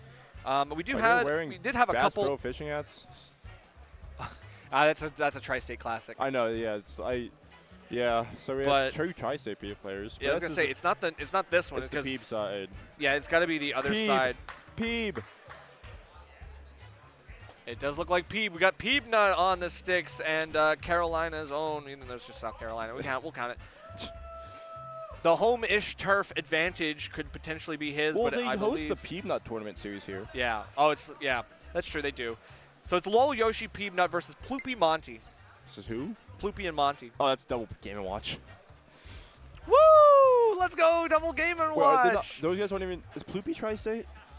I thought they were Midwest. I don't know. Which would make it even more confusing if it's Ploopy and Monte both wearing it. I'm gonna look it up. Oh, Kansas. Yeah, so I Lucas, guess Kansas. okay. Kansas City PR first.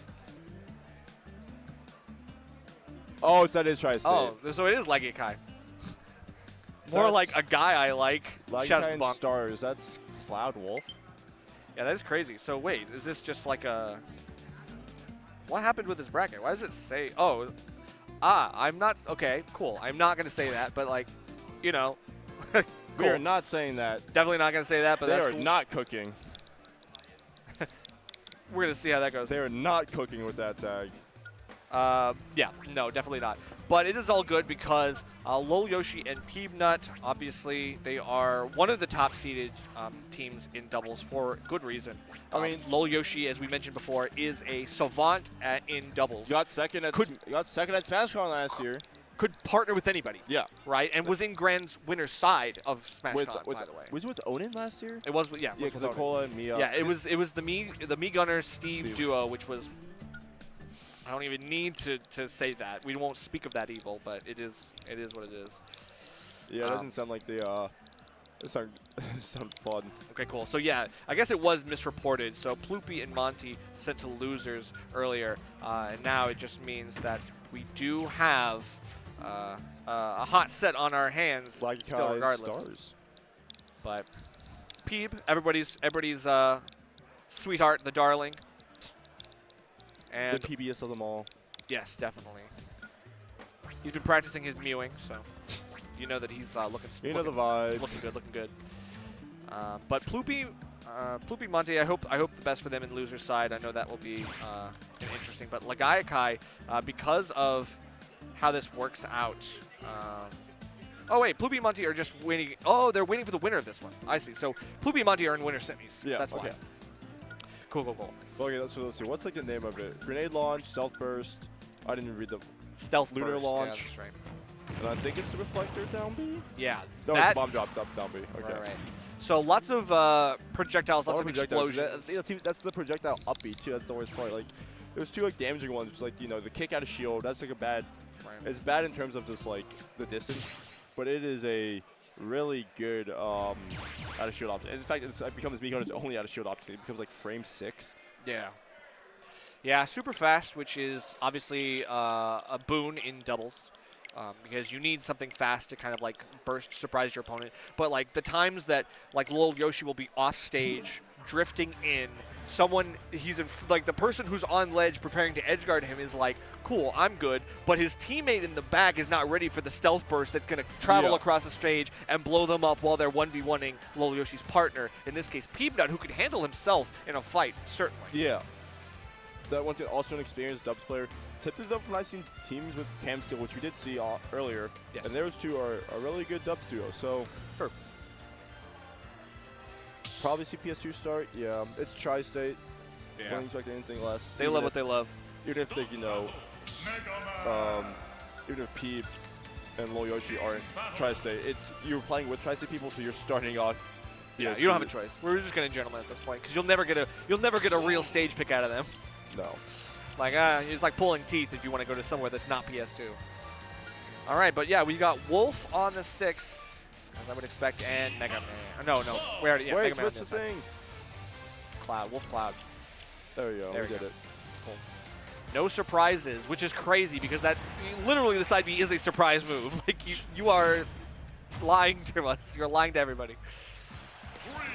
So let's get into it. We got game number 1 for these two hot teams ready to take their marks. That's just Smash 4 Cloud Nair. Yep. Yeah, these two can also just do the combos back and forth. Yeah, huge wombo combos coming out right now, and like instant pressure forcing red team to the ledge, potentially off stage. Peabnut, I mean, taking a little bit of the point man, as I would expect, using some great coverage tools of Mega Man's kit. That was bold. But getting the grab, and can he get the back down in time? Also, love the parry there. Yeah. Ooh, not the spike, but I mean, you're gonna need that if you want to put Mega Man in the dirt. Trying to get the stealth burst we saw there. Right. Oh, but the laser and the collateral there. Ooh, and we always forget about the forward smash coming in. Huge range on that move, great And ledge the lunar opportunity. launch. Yep. Yeah, that move is strong. Right. Same Like, with if you get hit by it, it will do some massive damage there. And it's got lots of hit extensions. It's a long-lasting move, so your partner can come in with a punish back right behind. So there's a lot to do here. Peabnut doing the right thing with the Leaf Shield, looking like he just wants to get Cloud back in the corner, put Baby in the corner, and let him just kind of struggle a little bit.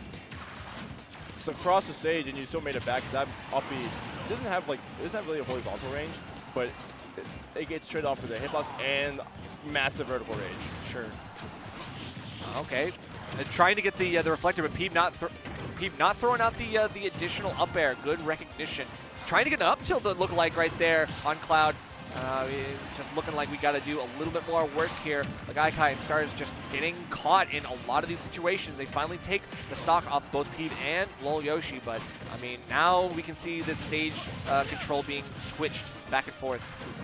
So I've been seeing those down smash show off from lolyoshi a bit. Something I did learn during my really random like SSB Wuki viewings is that apparently, so in Smash, oh that was a really just good coverage from Lagiakai there to make sure that StarZ didn't die to that smash. But so in Smash 4, Gunner down smash was like a multi-hit, like a combo into itself at the fort. Right. But so the back hit is like significantly stronger. They apparently didn't like. Ooh, that was really good there. Perfect coverage, and of course, like you see, both of them able to get back. I mean, obviously, Lagiakai can't get back after that one, but it is what it is. So they didn't change like the knockback on the back hit down smash in this game, despite it being both like it being a single hit, right? Okay. So the back hits in typical are like stronger most of the time than like actual like front hits of like moves like that. But the back hit of this one is significantly stronger, which if that down smash keeps coming into play, there could be a big thing that happens, but I don't really see much of it. Wow! Yeah, just hold them. That whole 3 seconds was crazy. Just like the down air, send him right back down to stage, make sure he stays put, then the grab, and then didn't even have to pummel. Didn't want to waste any time. Let let Peabnut go in for the kill. Also got the damage right before the grab. Too, Yep. I'm pretty sure it hit at least. Either way, that's an up tilt. Good that's stuff. Rage. A little bit on the rage on the board Yeah, too. good stuff. Yeah, perfect little combo, and I mean, you want to secure the kill as much as you can. Peabnut knows how to basically find his kill option in singles, and now here in doubles, he's got plenty more options. He's got a teammate who can help bring that to a close.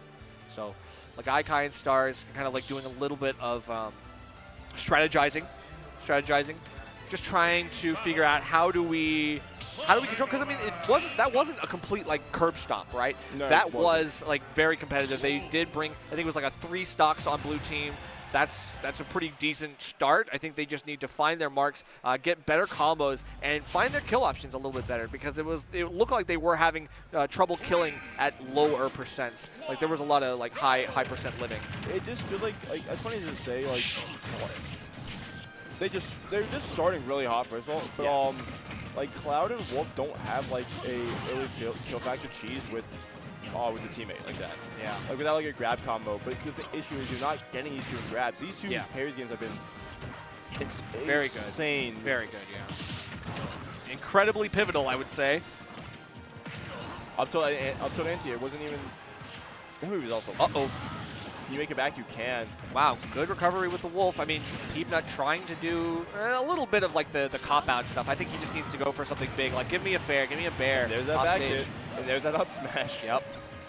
Just let out 2 smash attacks, why not? And wait, you don't want to go down that jungle without your teammate. Yeah, definitely not. You want to wait for the other Angel platform to come back down so you could both come in with a renewed vigor, but unfortunately that vigor is quickly getting stuffed out. They're taking instant damage, and Peabnut and lolyoshi have been really, really good at both playing their 1v1s, but then converging when necessary for these combos. Yeah, and that up tilt, up air is gonna. God, they're just adding on so much damage in these Oh my smaller God. interactions, right? Parry. There's the parry. Yep, and then, but the forward smash getting caught mid-hit, so looks like they aren't able to get the finishing launcher hit. Yeah, that's what I'm saying though. You get characters who have consistent moves, that was a really just good stall. But me Gunner is a heavy character. Heavier than you think. Same weight as Link, Yoshi. Okay, yeah. It doesn't matter. They got the spike hitbox, but it's still sent out. Yeah, exactly. That was the 1-2 hit. So you're gonna have to. That's the issue though. Is that Mega Man and Gunner are so heavy. They're so heavy. Right. All right. 162. Yeah, 162, unable to get the kill. This is what I'm talking about. It feels like Red Team is just having a really big difficulty in trying to take stocks.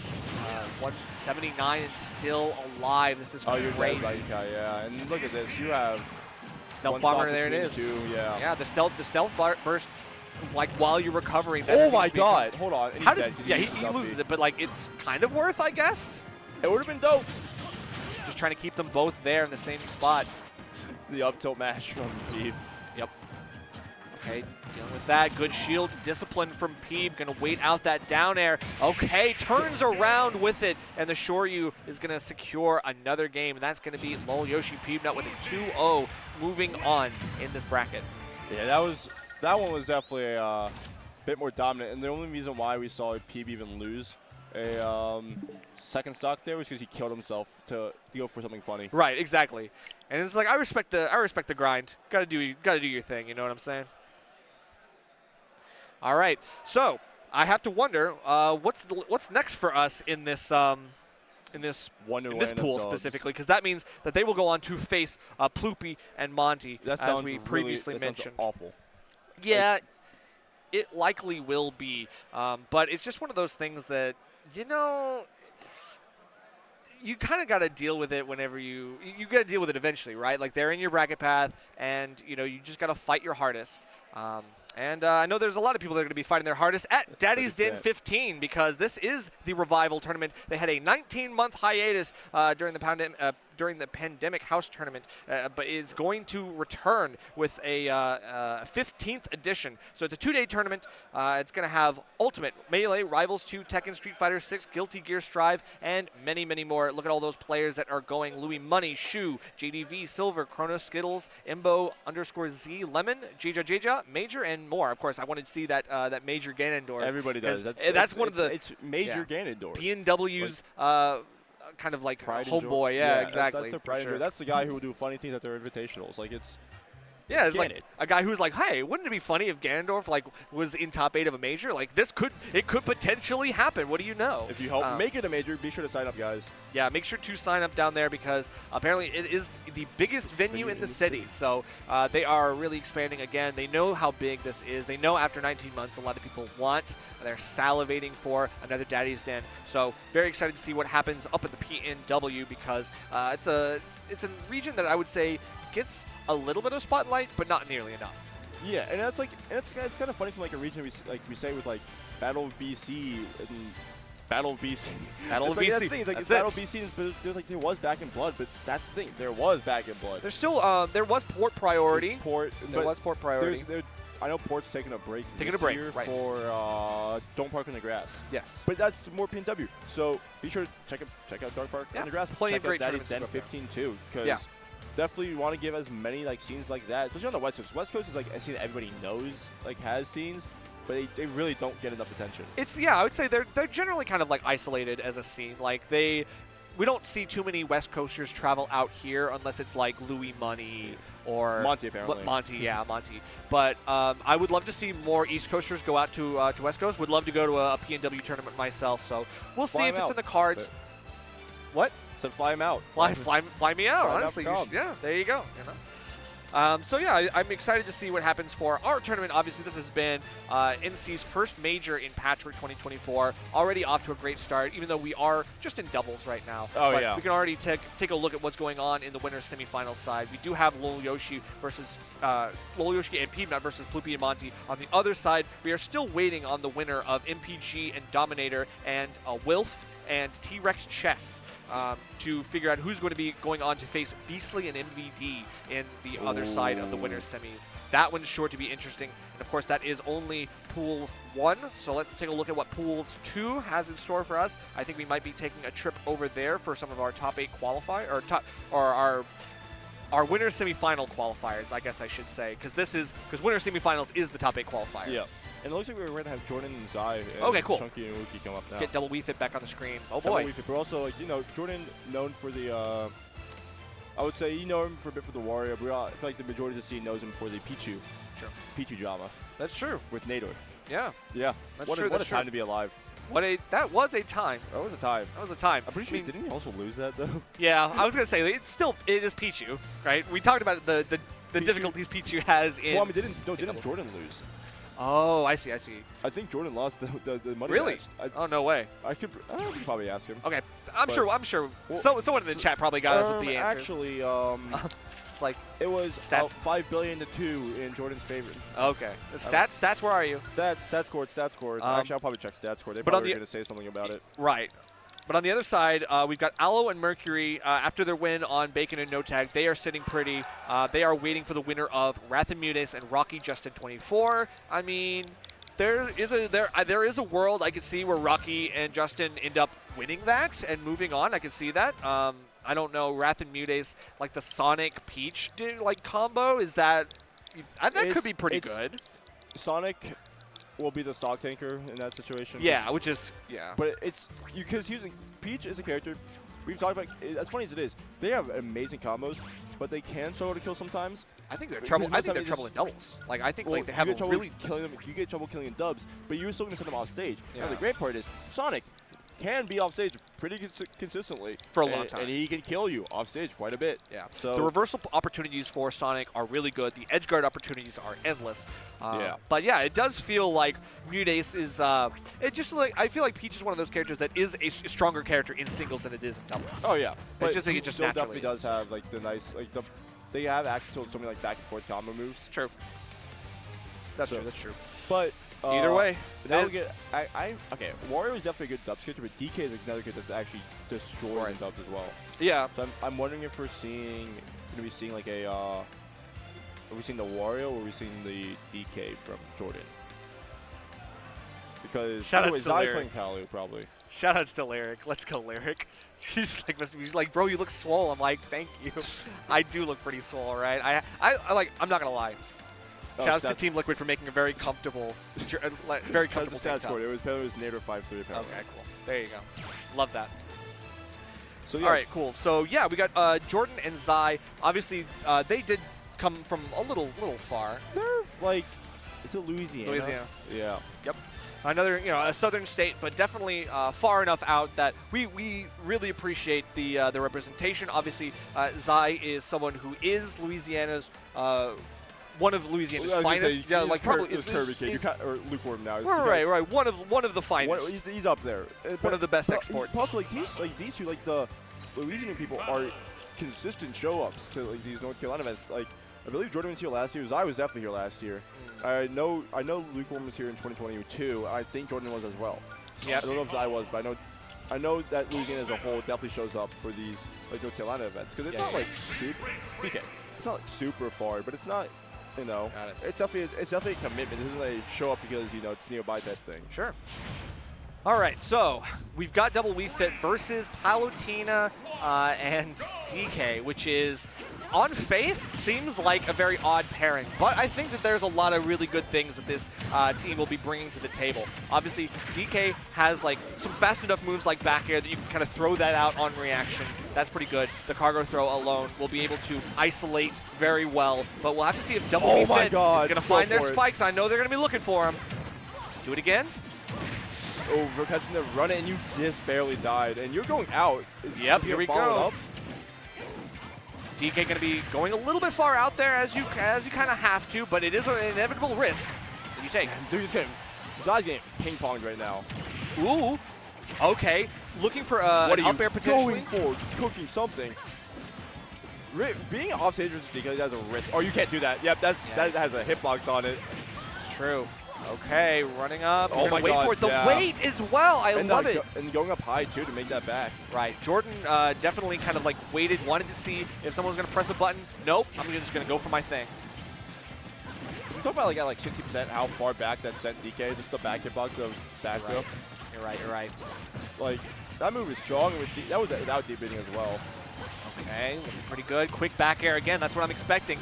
You're just going to look for something to keep Wii Fit at bay because, yeah, they feel comfortable enough going and scrapping hands with DK, more so than Palutena, I'll say. Oh, catching that, and you also died there. And that's so Zai on three stocks. This is good. Take one rather fast. Plus, you also have the heavy and DK, right? Oh, Jordan does have jump, though. Can you throw that? You can. And you see take the stock off of the bounce off! The bounce off! No way! The ricochet of all ricochets, and that was just enough to snipe the stock. That's insane. So that's huge. That's huge. 3-3 now. Like, even if it's like, you know, like, sure, we are seeing Wuki at like 69%, right? It's still like, it's still evening it up, and we see DK will be dying either early. Nice. He gets the giant punch, and that's going to be enough to take the stock. Looks like we got last stock for both players on yellow team, but they're still trying to pump some damage with this deep breathing active. And there's like, that's just like, we're seeing these aggressive headers in like neutral, which are not working because Palu and DK are fast enough to punish you for using it while like it's while you're in the windup of it. Right. That's like a frame 18 move. So you're chilling for a while during that animation. Yeah, they can throw out something to kind of like dissipate the danger of the header ball. But Sai now be looking for a setup here. And Wuki just trying to survive, but somehow survives because of the invincibility. The giant punch peters out, does nothing, loses the stock afterwards, but it's fine because it's a 2v1 now still at the very end of the day. And that was still a comfortable enough lead. They can play with a little bit of that wiggle room we're talking about. I'm going to be honest, I don't know if I like DK as the aggressor here. I think you're right, just because like there's a lot more risk inevitably with those moves. Like Palutena can go for some crazy stuff, and now look how quickly Jordan just falls by the wayside. But yeah, jumped over trying to get back to center stage at all costs, but that's the cost that you have to pay now. Get too greedy. Also, by the way, I framed through the back here. That's crazy. But look, like you can't, because using Palu's always, if you jump here, you can't go high because Palu's, you have to go low. And it's funny to say, but you have to go low there because Palu's going to fair you there maybe, but you can air dodge pretty consistently around that. You can air dodge around that up here, but it's if you lose that 50-50 there, then it's, you know, at least with Palu, if Palu goes for that fair, they can't 50-50 there because they're going to be out off stage, and you're just going to. And Palu's a character that will be able to follow you wherever you're going. Yeah, like, Wii Fit can try to go in, try to drift in, but Palutena has enough drift to stay on you and to not let up. And with that gigantic up air, it's full coverage. Yeah, and that up air, like even it being gigantic, it's also really, really strong. It is, especially at that height, like it's instant. Oh yeah, there's no question. Like 60, right? No like question. Yeah. That was winnable. Smash and that's what's thing about the DK though being the aggressor is that DK is so big. DK is so big, and having him being the aggressor against a Wii Fit doesn't feel like the best option when he can be like a finisher tool, but he shouldn't be the one to start it up, if that makes sense. Right. Look at the wombo combos already. Chunky and Wuki unable to really do too much on a smaller stage like this. I mean, they took it to here, so I don't know what they're thinking. They want to kill earlier. They want to kill earlier. Yeah, that makes sense. They were dying no matter the percent. It felt like as a DK combo. You can crouch that, by the way. Wii Fit Sun is hit so high that Wii Fit can crouch underneath their own Sun. Ooh, good coverage. I mean, obviously Jordan knows that the spike is going to be looked for. Oh, but the second hit and but just has enough. It actually saved him, I think. Wait, what are they doing? I cannot tell anymore. Oh, that's a regrab. Some secret strats or something. For a berry, unable to get it. Nice grounded Kong, or spinning Kong, but just kind of takes a little hit and moves on. Keeps them in shield though. That's huge. And then almost both of them almost died there. That should be us. You think? Keep going to it. Oh, well, your teammate just gets hit by it. He's like, don't worry, I'll spike him for you. But that's like the issue, that they're both going up so, they're trying to. Okay. You tried. Yeah, that sucked. But with like they're trying to down air like Jordan so early. Yeah. Oh, you're gonna take your teammate. Oh, with a back air too? Oh man, I have to wonder like Jordan is like one interaction away from like taking super early stocks, like a 53. That's what I'm talking about. Died at pre-60, instantly evaporated. Okay. I like that. I like the Sun. I like to jump over the header too. Oh, the up smash coming out, but gets beat out of it. So Wuki's shield looking kind of small. Can't really do too much, especially with how much pressure DK can put on the board. Sending him to the other side. Going to give yourself a moment of reprieve. Chunky trying to get something here, but instantly the falling nair is enough. And it feels like Jordan has been able to find the mark very consistently with that falling nair. Oh, the double. Oh, you're going out there. Oh, the footstool. The high going up high, and that's hoop kick. That's real. That's crazy. That's real. What a setup. Shout out to the hoop. Yeah, shout out to the hoop kick. But Yeah, no, that's what you finally getting the kills, but they're Jordan and Zai are re-grabbers. Really like it or not, they keep trying to like aggressively catch like recoveries, but they keep like getting like footstool for it. But they keep re-grabbing, and we're seeing both like Wuki and Chucky go for like these aggressive early down airs when like I don't think people forget how long you're in like this stun for, like or you re-grab how long you're in that for. Okay, well, good patience. Yeah, that move is like unpunishable pretty much. But not going to hit you on the ledge hang, so you're good on that. That just was insane, the double stun. Okay, got to wait it out. Zai just playing super patiently, not going to show their hands unless they have to. Oh, wait, but look at that. Perfectly placed explosive flame, and that's going to be enough to get a little bit more insurance. Zai with the off the rebound. Got to be careful.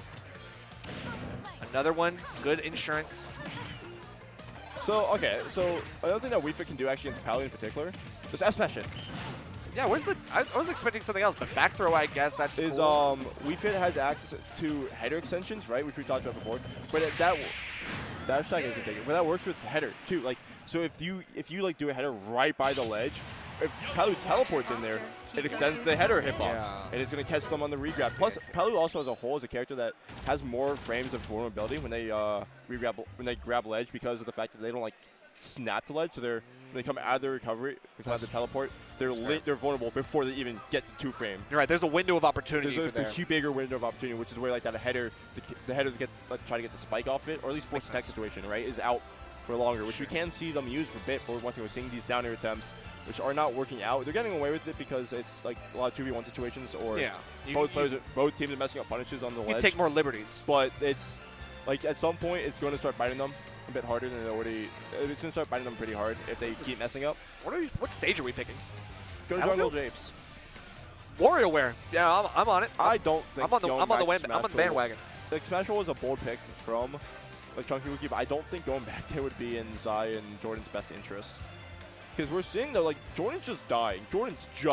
Yeah, but it's DK. It's just like you're a big body in doubles. And DK doesn't have the recovery like some other heavies do that gives you a little bit more leeway. But even then, it's like, punishing. But Jordan's also not dying for his recoveries. Dude, it's Wuki and Chunky simply are not killing it for recovering. Like, bad already. It's a lot of random up smash. Exploding on stage. Yeah. And, of course, like, the wonky interactions, like the ricochet on the ball. Yeah, that was great. Stuff like that you can't plan for. We're going to Hollow Bastion, so after a long deliberation of the stage pick, this is what we think.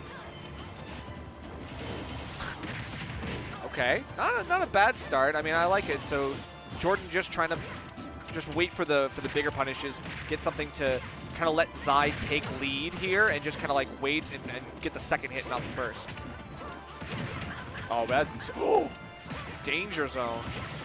And at 62, without deep breathing, I probably wouldn't have done it, but that would have been a scary position to be in. For sure. Okay, quick. Oh, that was a great fair recovery. That was the up air.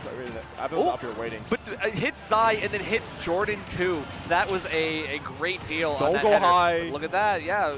Especially with how the ceilings are on Hollow Bastion, I would be very averse to going that high up if I'm not careful. Hold on, you still have a jump though. Yeah. Man, these straight headers have been taking a lot of hits. Oh, but the bounce back off the wall too with the bounce with what's it called, the hula hoops. That is crazy that the auto reticle actually got Jordan out of range of the grab, so it might have helped him a little bit. So they were all talking about the messed up like punishes. Is we saw that happen. They keep messing up their punishes, and they're getting back here now by Jordan because it's like, you know, it's pretty obvious at this point what they're going for, right? Right. But I think that like taking trades as DK is what you really want here because he's going to win those trades. He knows that he can take a lot more liberties. He'll take the hit and be fine. That was a great follow-up there with the fact that Nair was out for a while, and like it was out for like, a little bit, but also with how big DK's block is. Normally a lot of kids can get past that, but some, you know, it's how big he is. Even out getting out of that air dodge, he's still getting caught. Okay, still trying to do something here. Great patience from Wuki, just going right back to the ledge, playing it safe, and then caught a little bit here, but DK starts to bear down, and getting some bigger hits, sends you off stage, but you can see Chunky coming in to help out. Obviously, the awareness from both teammates is really good. Oh, that's some up. I don't know how it dissipated just at the right time, but that was a life-saving moment for Jordan. Yeah, but you saw that Jordan, once again, going for these down airs. They were missing, and they got back here. They've lost all 3 of the stocks to that back here on that right side because they're messing up the punishes on Jordan. You're right. Oh, but that great Hail Mary going to be able to take 1 hit and a lot of shield damage on Wuki as well. So Jordan feeling good enough to keep going, but last stock finally for got a everybody. successful down air. Yep. And this is big. This is so doable. This is more than doable at this point, honestly. If you can keep shipping Jordan right now. Ooh, okay. Didn't want to go for too much. Oh, wow. He gets the weirdest hitbox of the fair, but it's just enough to get the spike. Can't get a follow-up. You can see Zai going high, trying to catch Chunky, trying to do as much as they can. The pincer strategy is working. These dash attacks are not working right now for these Wii Fit here.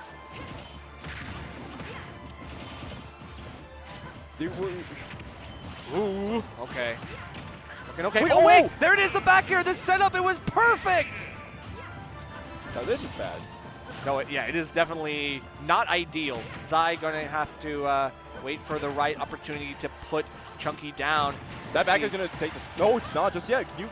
I swear, if I see another backer right now. Ooh, okay, but it gets a spike and the header too. You got stuck on that. Like, we can't get the backer off. Don't get caught.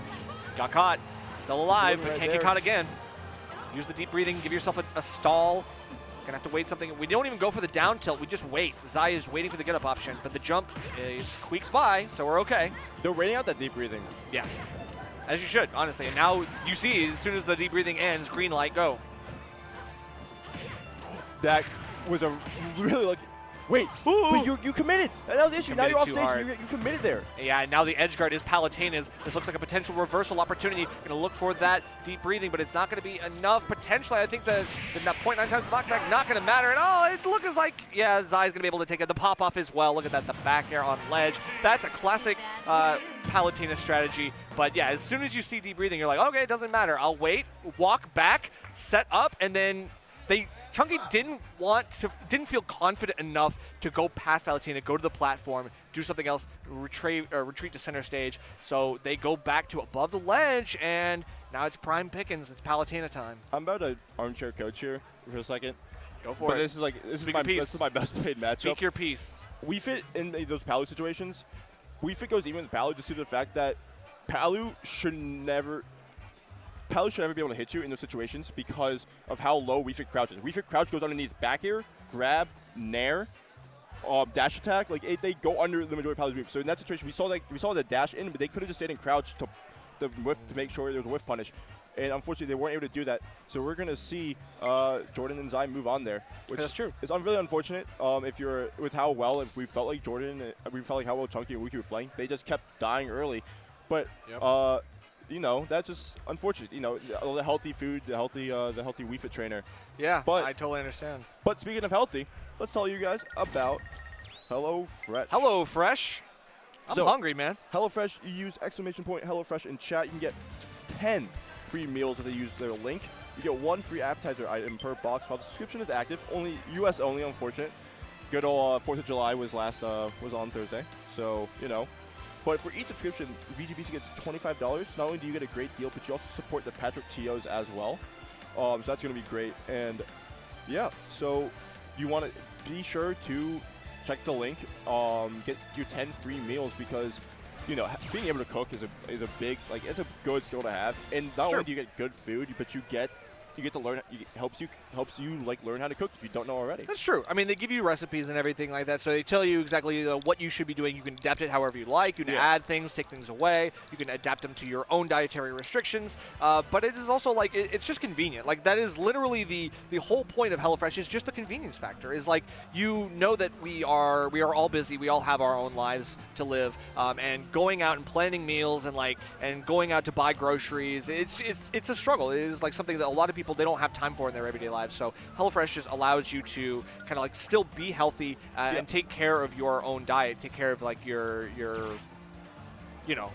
take care of your tummies. You know, that's what I'm saying. So I'm excited to see what comes of that deal because I considered using like some of those meal prep things for like a long time. You know. Give me a quick second. All right, so who do we got next? We got Peabnut back on the stick, so it's going to be Peabnut, lolyoshi back at it again. And I know that this is going to be the winner's semifinals. This is the top 8 qualifier, from what I know. So this is going to be surely a good one. I cannot tell. I can't see who's in the chair on the other side. And now, of course, like you know, the internet decides to crap out on me. So I think isn't that not Ploopy Monte? Is that not who we were talking about earlier? I think you might be right. Yeah, I think Ploopy Monte is still. They're still. Yep, Ploopy Monte. Yeah. Cool. So double game watch. Great. Great.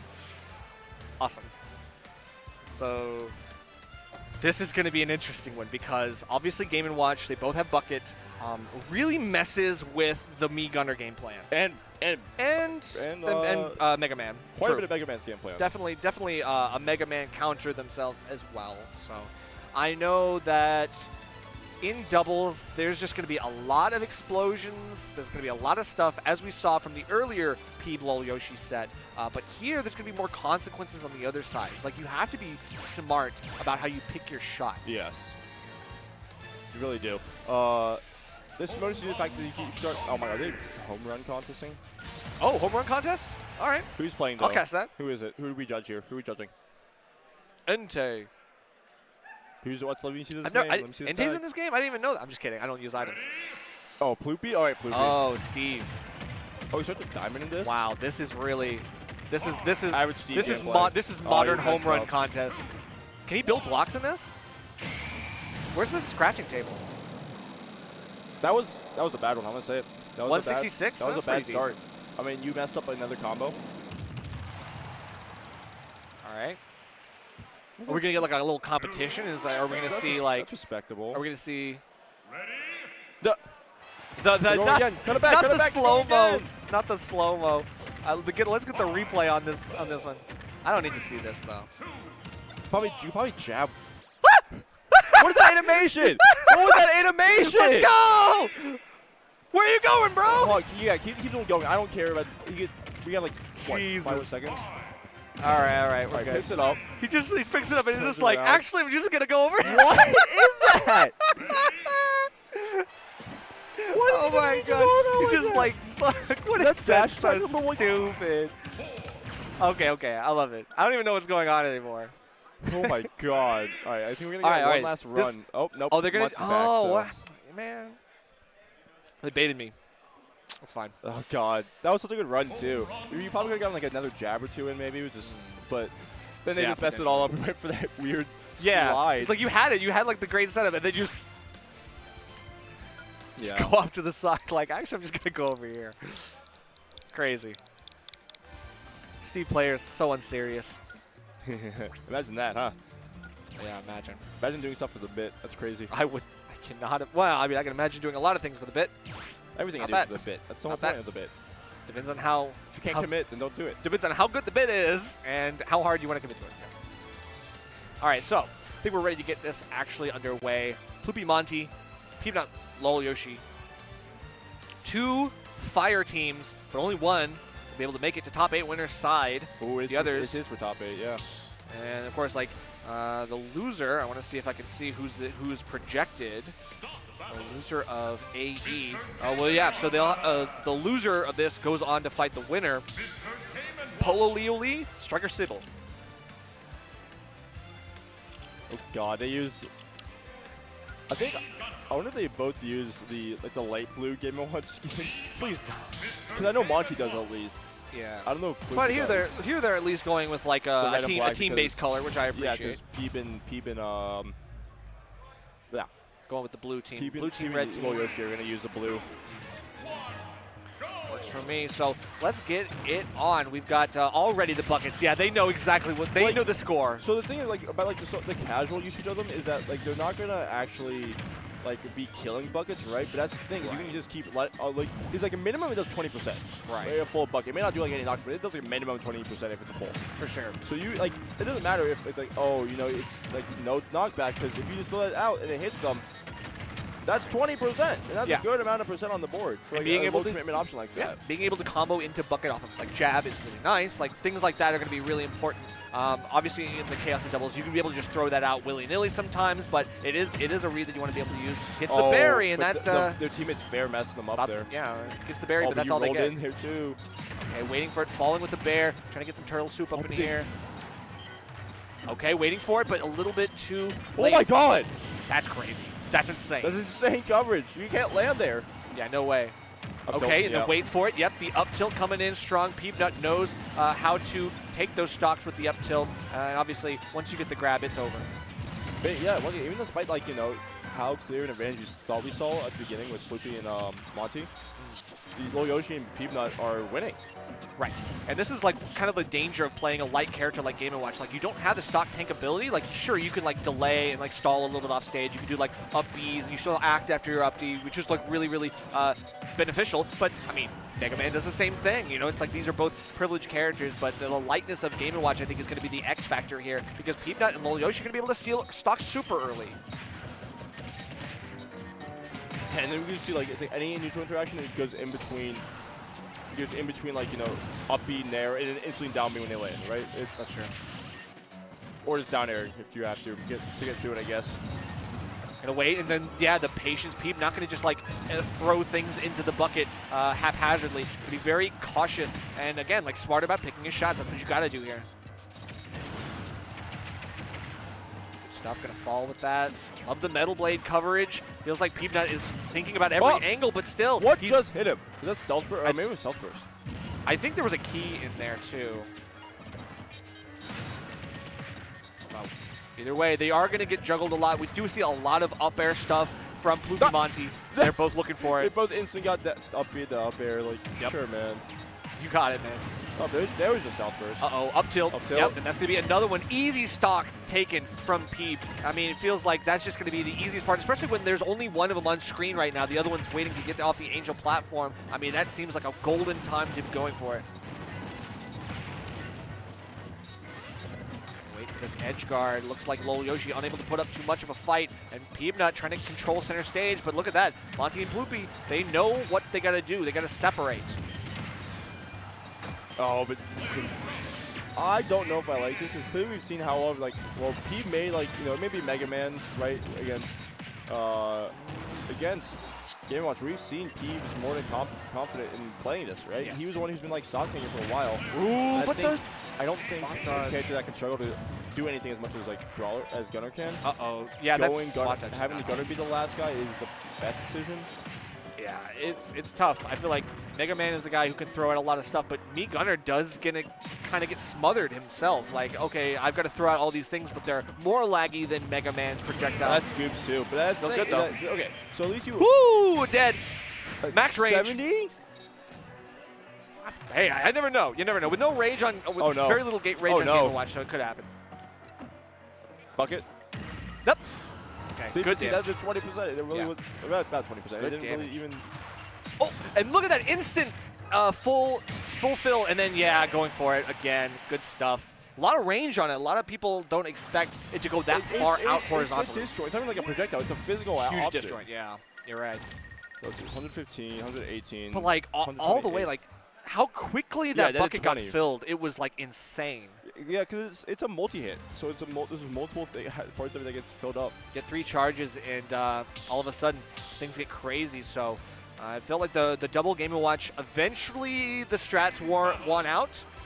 It was enough to like kind of say, okay, I take away at least like half of your kit. Like you're unable to do like half of your setups because I'm bucketing, I'm doing something else. If I'm not like absorbing it, I'm reflecting some other things. Like things get tough. Like the Metal Blade was not enough to, I think, really kind of mix up the absorbable projectiles. I feel like Peabnut got close, but lolyoshi ended up, I think, having to stock take because he wasn't able to survive.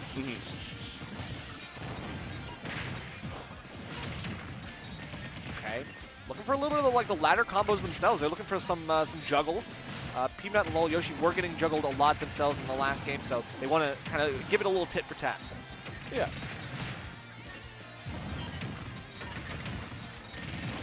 Uh-oh. It's a lot. Wow. Oh, no. Oh, well, it's fine. You got it down, but... Uh-oh. Oh! That ground in there. Oh, Getting that out projectile out in time is huge, though. Okay, yep, dash attack is going to get him out of there. Obviously, Monte trying to do a dash attack of his own. Good platform coverage. lolyoshi trying to play safe, but look at that. Peabnut in the corner, able to take the stock. Knowing his counterplay. Right. And that filled up bucket, but oh, did nothing once again. Not, a lot of damage. 149, but still didn't even that move scoops. Ooh. Yeah, that's like one of the nice things about like gunners. You got that access that scoop on that up smash, which it's supposed to be. It's supposed to be like very Samus-esque, right? Except this one works.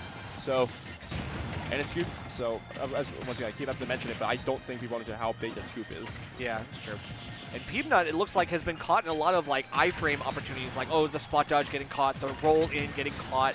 There's just a lot of the things where he's getting put in a difficult situation, then realizing he has to get out of there, but it's too late. Yeah.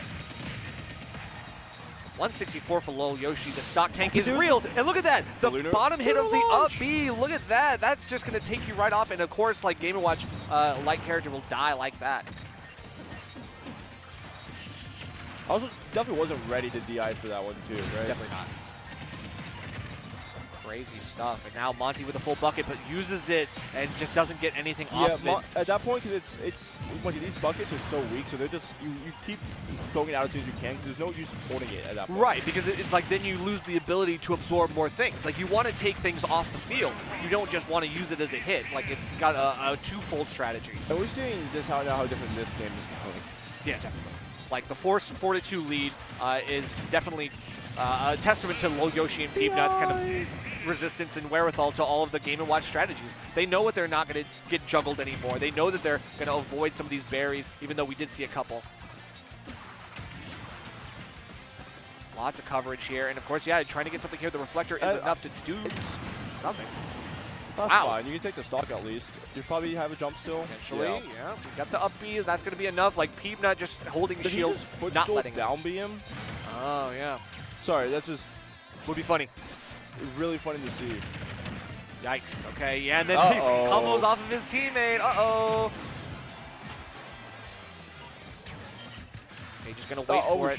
Yeah, stealth burst is going to be enough in that corner that eventually you can't do anything. Yeah, because eventually like that bucket's going to be filled, and then lolyoshi is right there with it. Look at that. Just textbook stuff. He's like, great. He's literally on the other side of the stage. He's on the other side of the stage. Look at that. How far of a range it has. And lolyoshi Peabnut are now taking this to a game 3. I believe it's all best of 3 until top 8, right? Maybe top 6. You think top 6 is best of 5? Either way, it's still going to be best of 3 right now. So yeah. So I know, like, I don't know. With how far the ultimate's starting, singles is starting soon. Soonish. Now. Yeah. Because they did have to push doubles back just a little bit to avoid some crucial DQs. But yeah, this is still going to be going strong. This top 8 qualifier is getting a lot hotter than we had originally expected. It's been back and forth. We've seen a game on both sides, and that last game convincingly so for lolyoshi Peabnut. So yeah, and like the last game only went to like last stock both players, right? Because they couldn't get the full stage setup going. And if they did, then I don't imagine we would have seen 2 stocks being taken like that. Probably not. Yeah, and sometimes you just get like a little bit overconfident in some of your stuff. You're like, okay, well, we can throw away the stock, and you act so aggressively and haphazardly that, like, yeah, you might lose the stock, but again, you are able to clean it right up afterwards. It doesn't matter. So as close as it got at the end, they set themselves up with a good enough lead that it didn't matter. But here we go, going into this decisive game 3 for this top 8 spot. This is tough. So we're going to Battlefield. So as much of the vertical combos as we saw in games 1 and 2, we're going to see even more from the Game & Watch duo.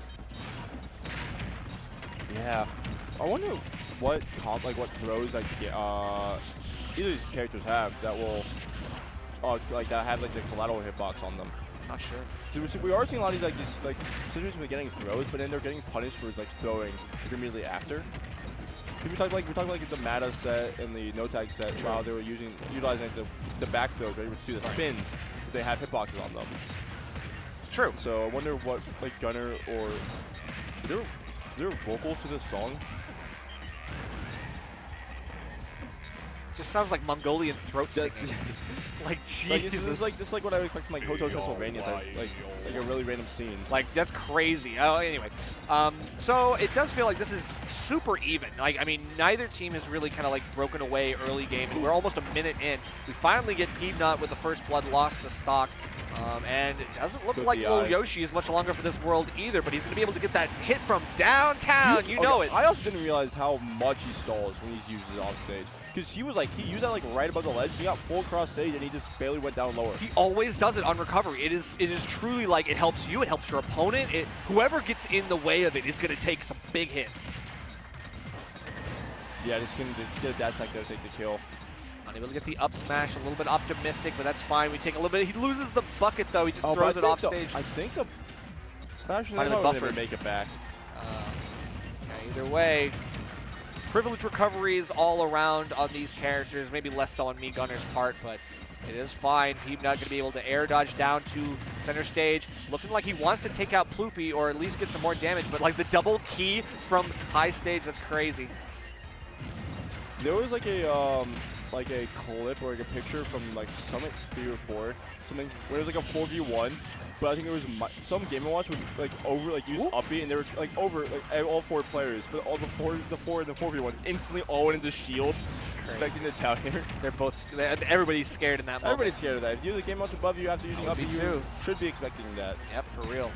Okay, so Peabnut trying to overtake, trying to control the space here a little bit better. Doesn't want to throw out the projectiles. Has to use the good boxing tools that Mega Man has. But falling fair won't do it. We also have the vertical space, right? For like those combos that we're seeing quite a bit. But the vertical space is also allowing them to move around a lot of like the lolyoshis and Peabnut's projectiles quite a bit. Like because they can't cover as much space because there's so many more different platforms to land on, right? Right. So this is definitely, we're seeing it, because there's something not getting these hits in. Definitely. Okay, Peabnut trying to catch these air dodges. His air dodges and spot dodges have been punished pretty hard, but he cannot get that same punish on the opponent. Still a lot of nair coverage here from Game & Watch. That's just the kind of stuff that like you're able to catch a lot of these American air dodges back into the stage. Fitting that off the top, and that's going to be... Ooh! A little bit risky to not immediately snap to ledge, but we take what we can get. Still alive, but yeah, it's the army of up airs. This is like the nightmare rotation right here. Nightmare. This is truly okay.